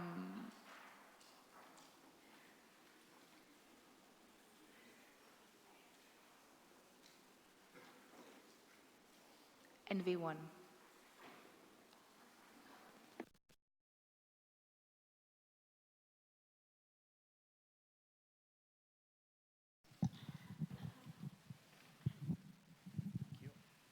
Thank you for recognizing me. I just wanted to ask, in reference to OC11, how decreasing prejudice against AI is going to decrease unemployment. Thanks. Oof. The first direct response that I saw was the one from Dratu. So Dratu, you're recognized. Okay. Just to add on to what was being said, don't companies choose AIs because they are more efficient and cheaper? That's the reason as to why unemployment increases. I don't really see how decreasing AI prejudice will decrease unemployment. Thank you. Thank you very much. I'm sorry, Libe, but we're going to have to go with Econ 1's direct response.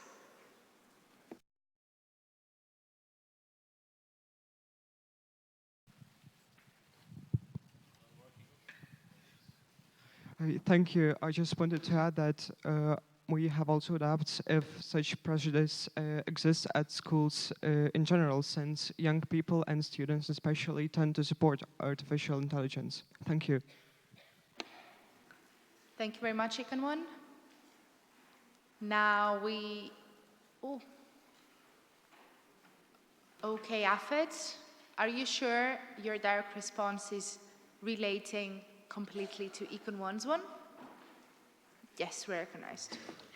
Thank you for the recognition. I would just like to address, well, primarily that one, but also the two other previous points.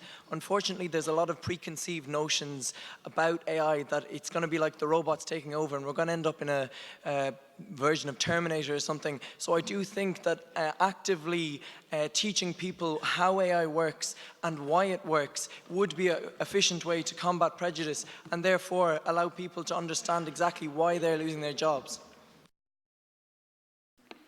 Thank you very much for this comment. As we will have now the last point for this open debate for the first round, which is going to come from INTA and then back to the proposing committee. INTA, you're recognized.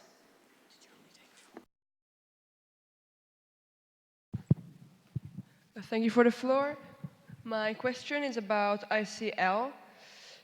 Because not only is there no apparent connection between AI used in conflicts and AI in neuroscience, which is the topic, but there doesn't seem to be a clause that addresses this major issue, so I'd like to have some clarifications on it. Thank you. Thank you very much, Katarina. Now going to ITRE 3, are you ready to respond to this round of debate? Yes, you're recognized.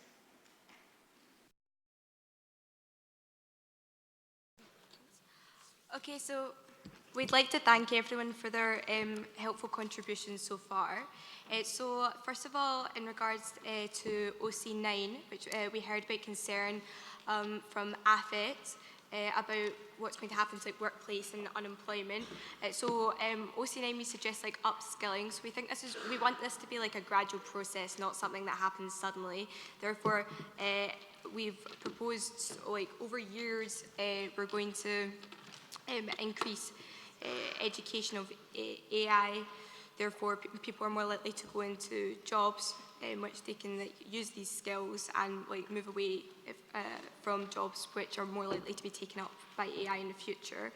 And then in regards to ICL, we feel like more research and development of AI, investment into like problem solving and like deep learning, which is involved with AI, is more likely to tackle the threat that comes from these countries developing offensive systems out of AI.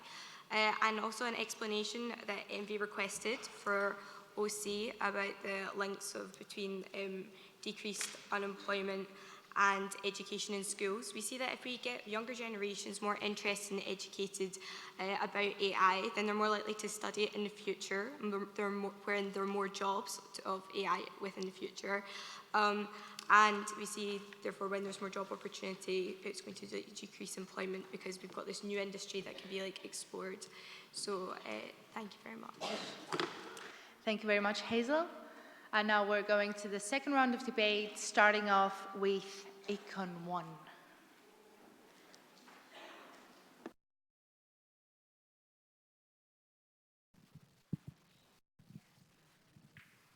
Yes, thank you for recognizing me. I would like to draw everyone's attention to OC number 14, where it says that the European Commission should update the GDPR. And let us bear in mind that this is a very newly introduced policy.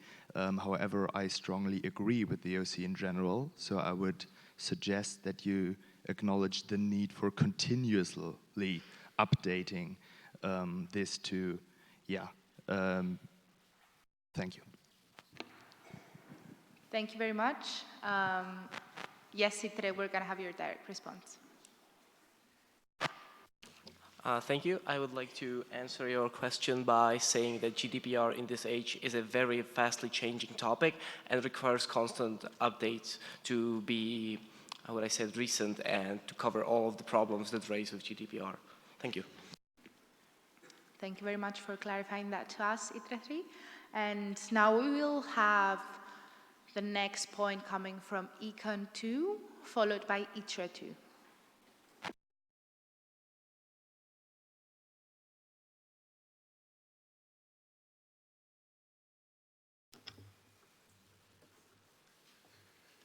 Thank you for recognizing me. So this regards OC8. As I have understood the topic concerns privacy, liability, bias, ethics, etc. In relation to AI. Therefore, I don't understand how OC8 is relevant to the topic. Thank you. Thank you very much. And as said, ITRE2.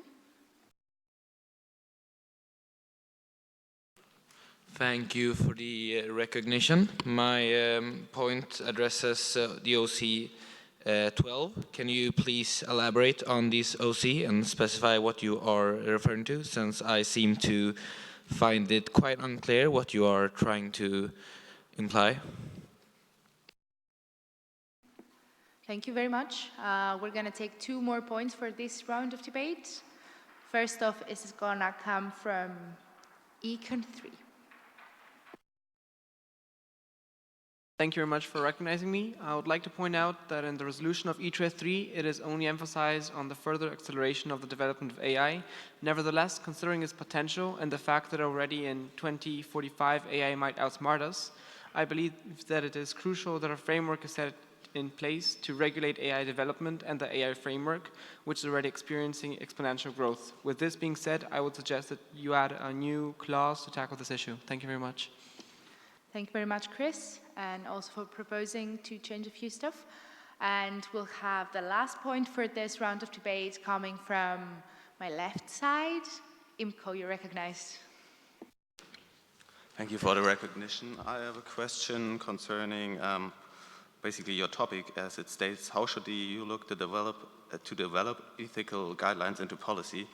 And my question is, where are those ethical guidelines or anything about it? Because I cannot find anything approaching the problem created by AI.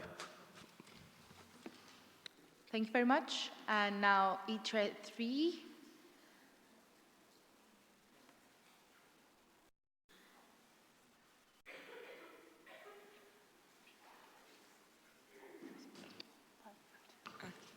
So first of all, I would like to say thank you to everyone who put their input in this round of the debate, because we do think it's very important that you voice out your concerns so that we can improve our resolution so that it has actually a positive impact.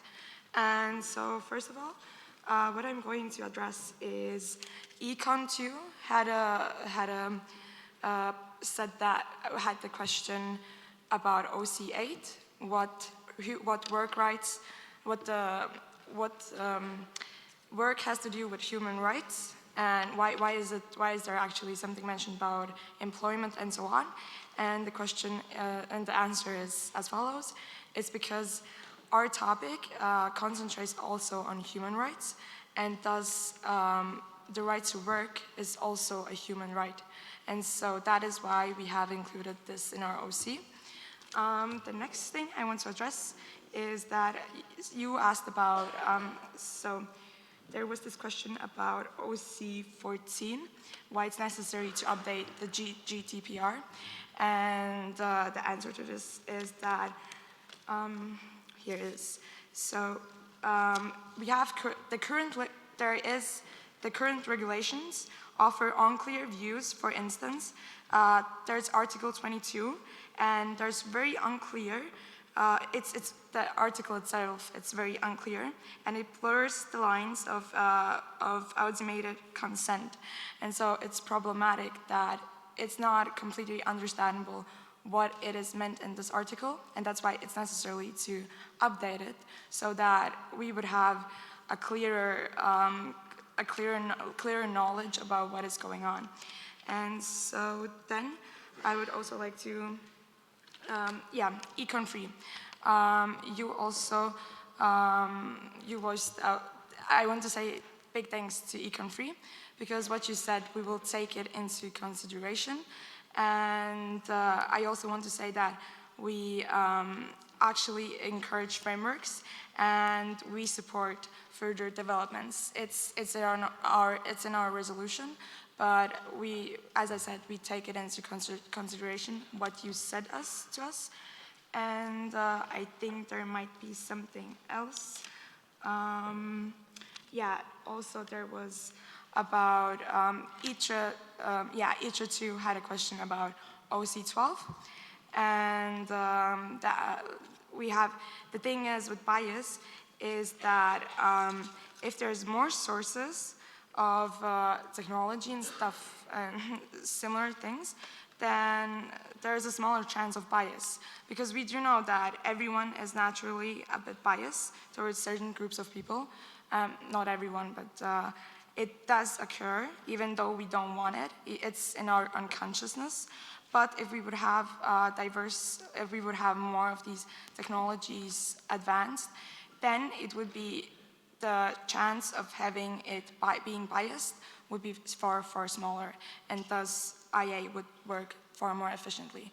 And that's it. I want to say thank you. Thank you very much, Patricia, for these clarifications and for making everyone understand a few points in your resolution. And now we shall move to the last round of this open debate, the very, very last round this time. So we will have 1 point from Libe, followed by EMPO.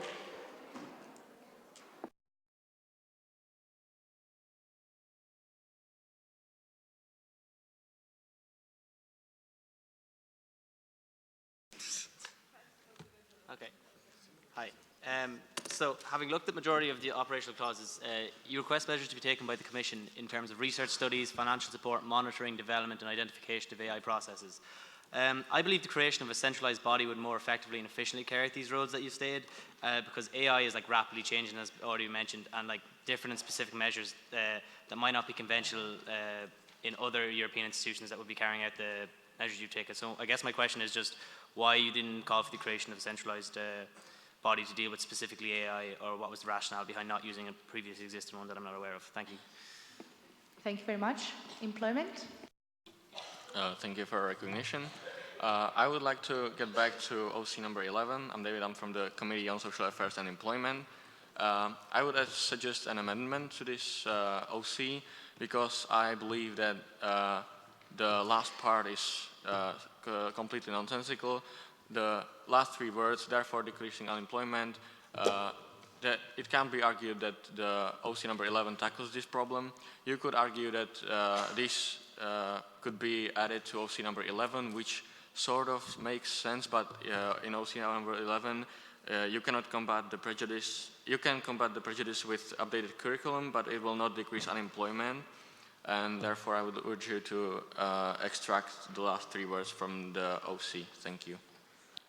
Thank you very much, Employment, for your input. Now we will have a point from ITRE 1. Thank you. Regarding your OC number 7, the European Ombudsman cannot monitor, since according to the European Union site, his job is limited investigating complaints against the institutions, bodies, offices, and agencies. Thank you. Thank you very much, ITRE 1.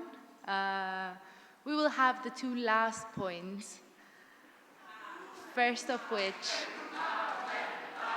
it's going to be the quietest. I can see the most quiet committee being ITRE 2, and this is where the first one of the two will go. ITRE 2. Thank you for recognition. I wanted to ask a question regarding OC number 9, because it specifies that you are going to offer educational upskilling courses for people displaced by technological advancements. But I wanted to ask you if it's enough to actually solve the problem, because like comparing to the situation where machines were displacing people, those usually for physical work, and the AI will be displacing people in like mind high professional work, and it's actually gonna change like the whole life plan of like a single person that was probably going to university for many years. Do you think like upskilling courses are enough to help them go back to normal working schedule? Thank you. Thank you very much. The last point for this debate and for Valencia.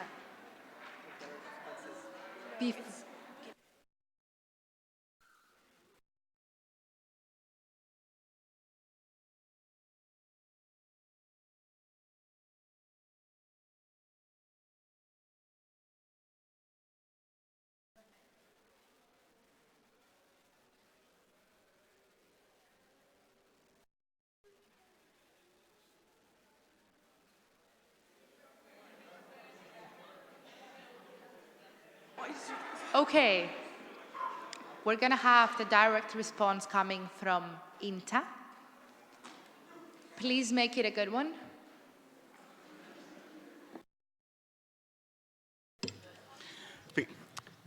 Thank you. Thank you for recognizing me in this very special position.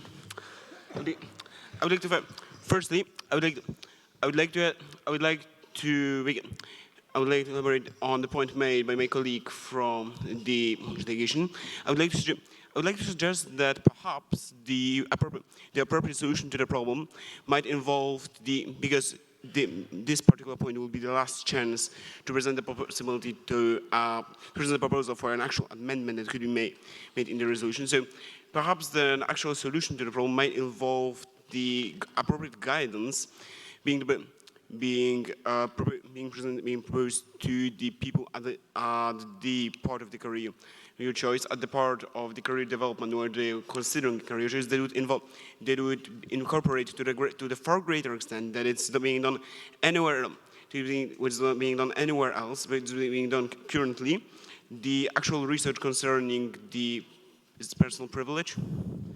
Yes, can you please make your point shorter? Sure. And to one thing directed, please. Thank you. Okay, I would like to. Okay, I would like to propose whenever I would like to ask whenever a possible solution to the problem proposed to the problem mentioned by my fellow delegate might be introducing by European Union the measure that would incorporate the most up-to-date research about the possible consequences of widespread use of artificial intelligence-related technologies to programs that help people make their career choices at the early stage of their career development, for them to be more aligned with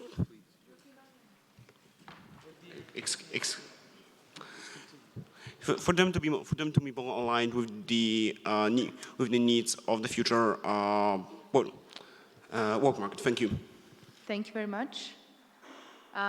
Since I saw ITRE 1's direct response, Diego, are you sure that this point that you have to make is directed to what fellow delegate from INTA just said?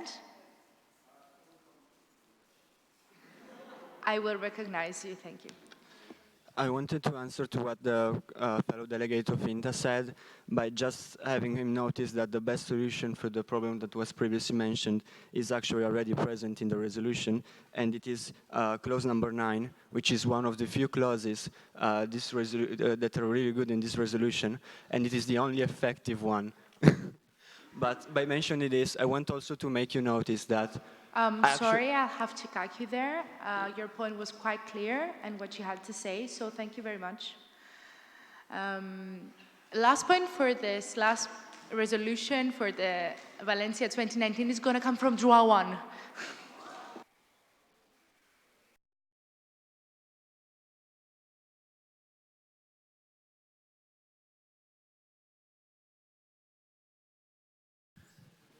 Oh, wait.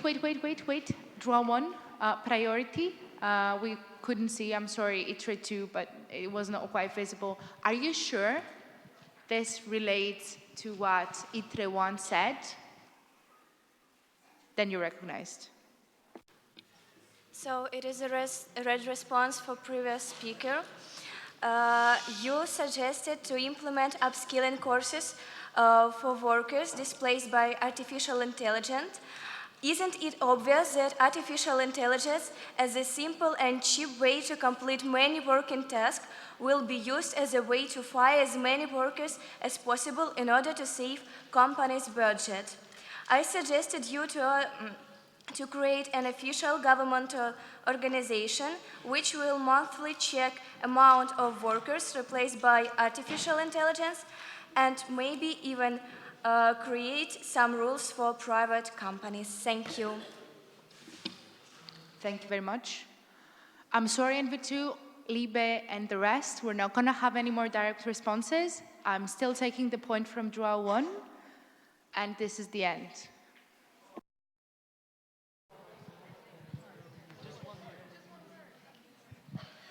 All right. So I have the honor of giving the final point. Thank you for recognition. So my point considers the 10th OC. When you say that the AI will replace humans in unsafe working environments because human lives are at risk. But my question is, how can you really guarantee that human lives will not be required furthermore? Because in your 15th OC, you say that AI does have some malfunctions every now and then. So can you please elaborate on that? Thank you. Thank you very much. ITRE 3, I'm sorry, are you ready to answer this round of debate? You're recognized.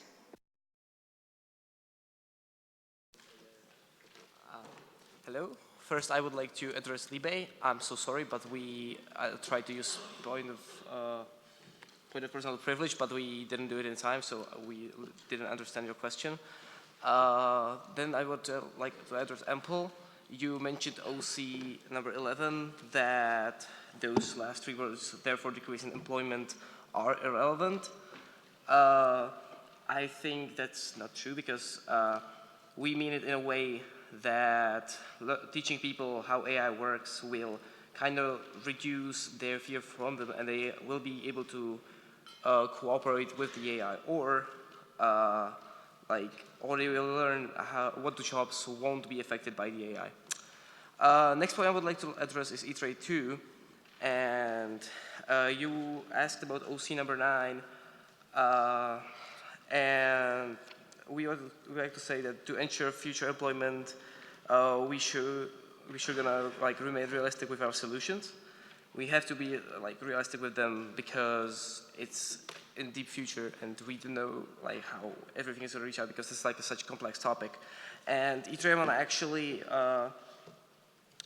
gradually responded to this. How do people that lose job because of AI gonna survive? How do we ensure that they're not gonna lose jobs? We actually mentioned in our OC number 8 that we apply some kind of we will encourage the European Commission to offer financial support to companies who want to gradually, the word is gradually, increase their technology workspace. So people who are unemployed because of AI are going to be, they're not going to be that many people because we're going to gradually try to implement the AI in their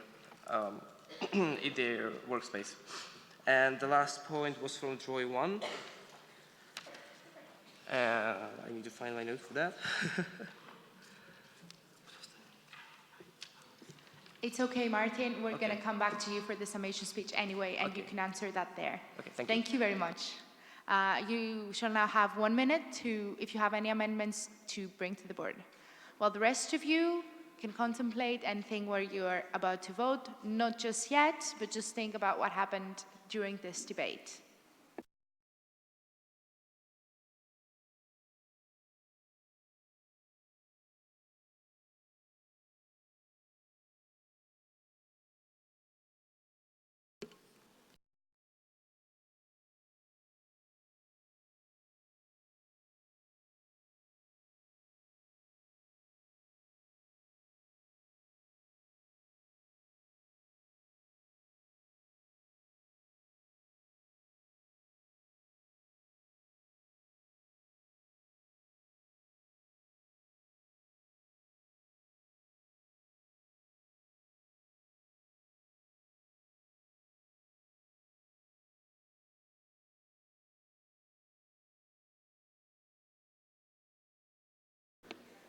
Okay.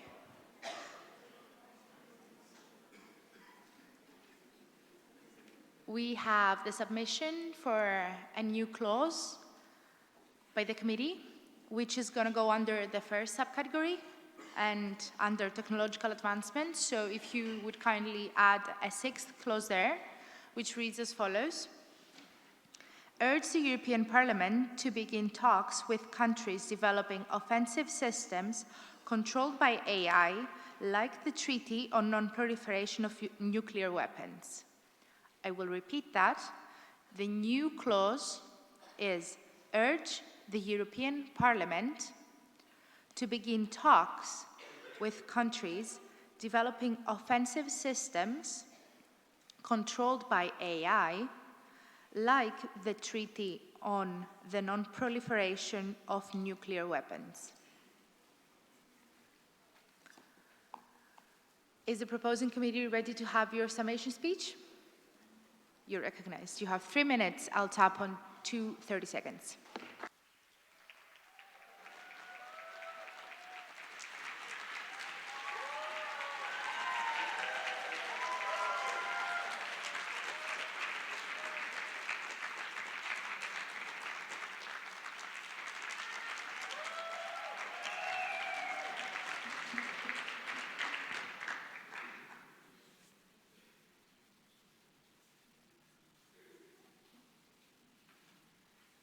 President, honourable members of the board, distinguished guests, lovely chairs, and fellow delegates.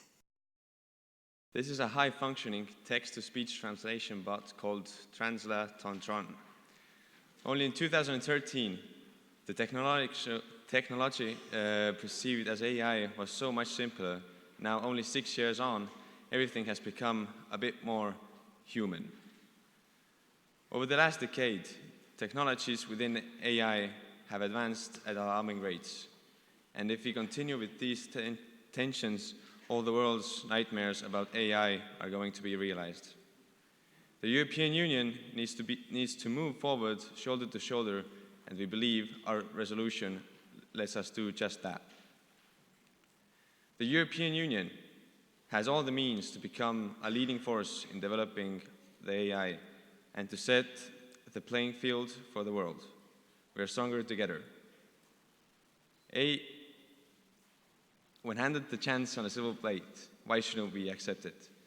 I would also like to thank you for your feedback. We took that into consideration and added a new clause. We need to fight against the EU from becoming a digital dictatorship. Yet we can't stall the development of a technology with such potential to be great, to be life-changing. Our resolution allows us to develop this technology without stalling its development. It also deals with the reskilling and the educational services we need for those displaced by artificial intelligence. AI is a big part of our daily lives, but it could get even better. To accomplish this, we need to be bold and take brave steps, like the one you see in our resolution. We're on the verge of something huge that humankind has never witnessed before. We might even discover a whole new type of human, a superhuman. Reflecting upon the past, major inventions have changed the course of history. We hope to see AI do the same.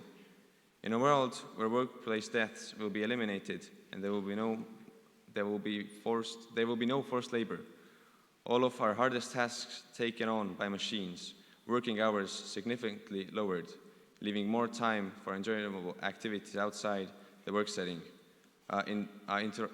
Industrial Revolution 2.0, per se. Even death itself might become voluntary.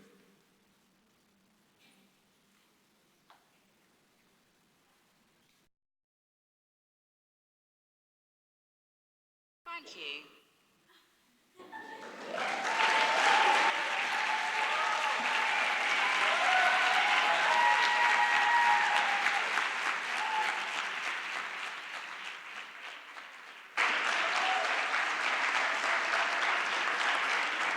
Thank you. Thank you very much, John, for this summation speech. If I will kindly ask for all the chairpersons to collect your votes and submit as soon as I tell you to.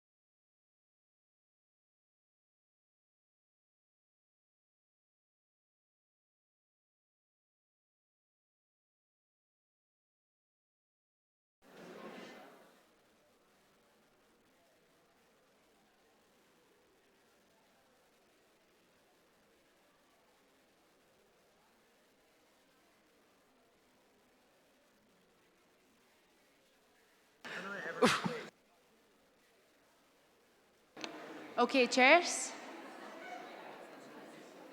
Submit.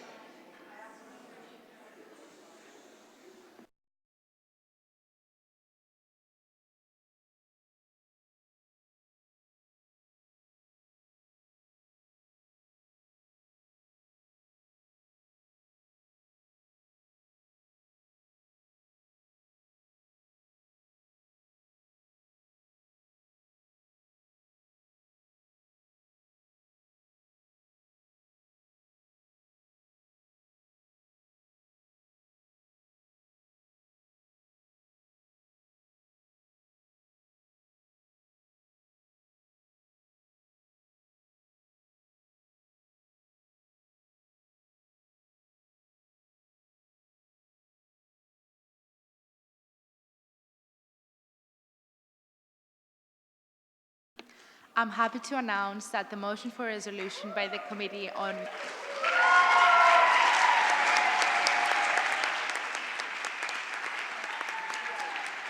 ITRE 3 has passed.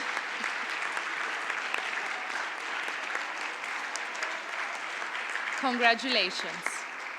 And now, since we kind of debated through all of our coffee break, we're not going to have time for a coffee break, but we'll give you 5 minutes to stand up, be inside the room, clean up, just don't leave the room. Okay? Before we go to the closing ceremony.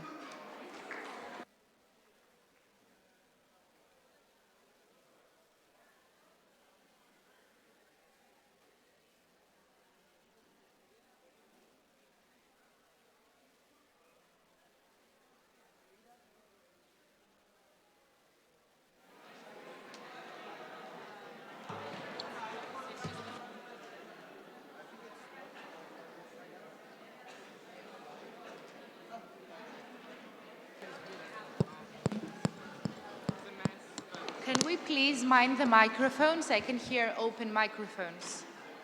Thank you. Hello, hello, hello.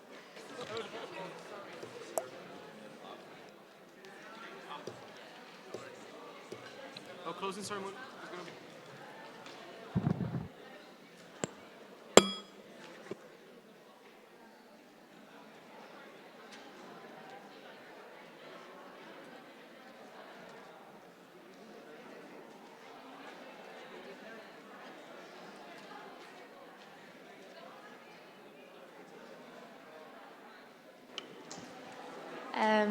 Just while you're packing up,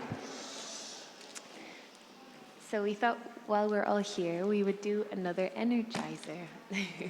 And for this one, we're going to pick one delegate. Would anyone like it? Maybe a delegate from ITRE 2. Where's ITRE 2? Martin, are you in ITRE 2? Would you like to come? Oh no, not ITRE 2, ITRE 1. ITRE 2, great. Would you like to come up to the stage? Don't mind if I do. Thank you.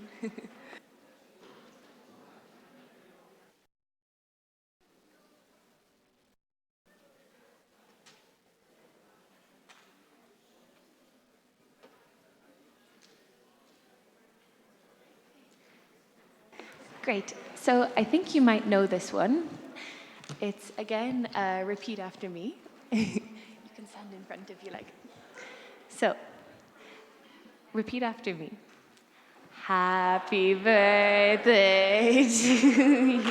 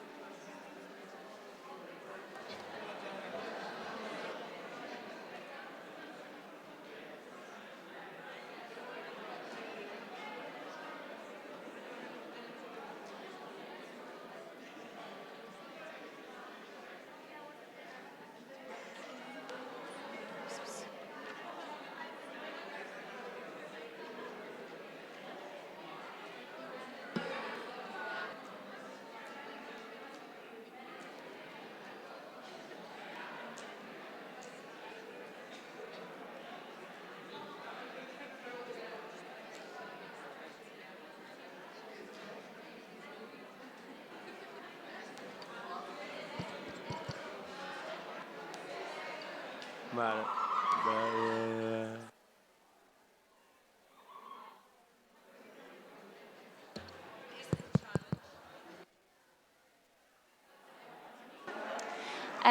Just while you're cleaning up, if the chairs could come to the board, that would be great. So all chairpersons to the board.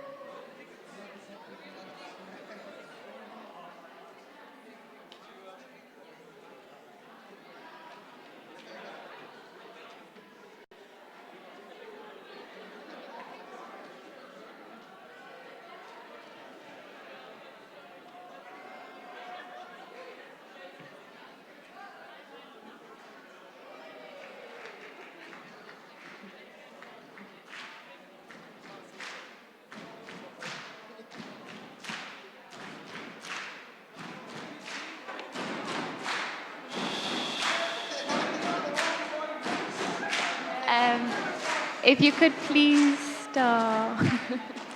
Sorry. We just need to show a little bit more respect.